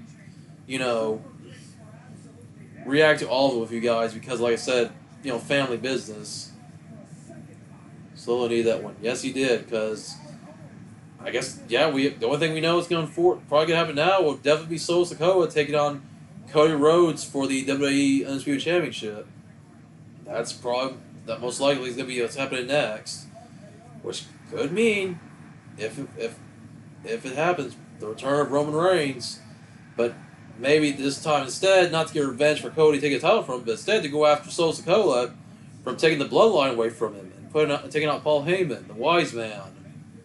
So, like I said, we'll definitely have to see what happens as we have another 3 weeks until then.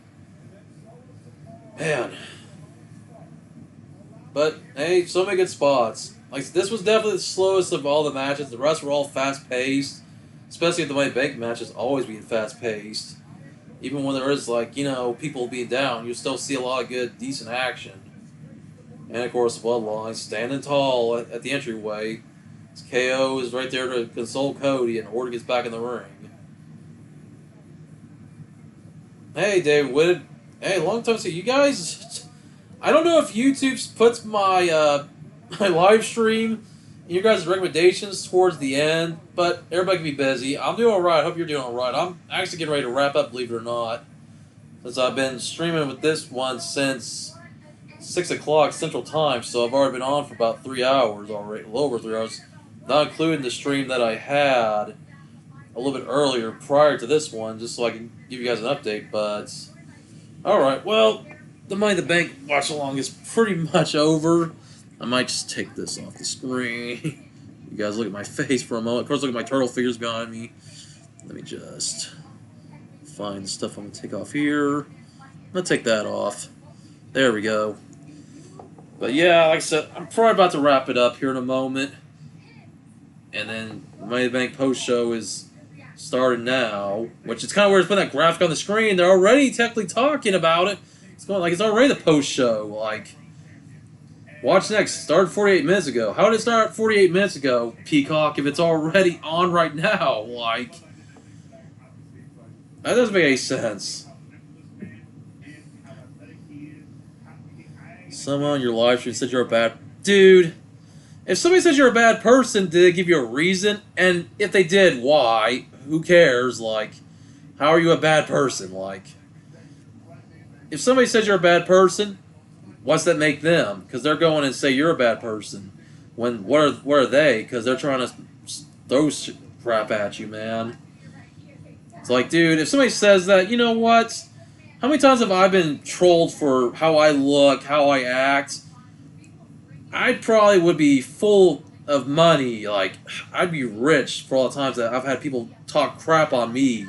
Doesn't matter if it's in real life, on the internet, like, I don't really want to turn this into, like, a stream where we start talking about, like, stuff like that after this.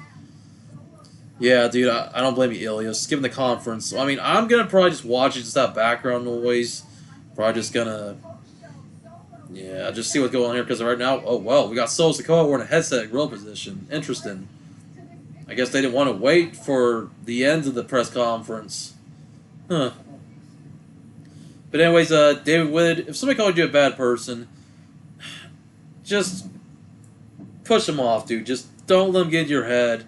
Don't let them live in your head rent-free. It's just, people are trying to just insult you just so they can get a rise out of you.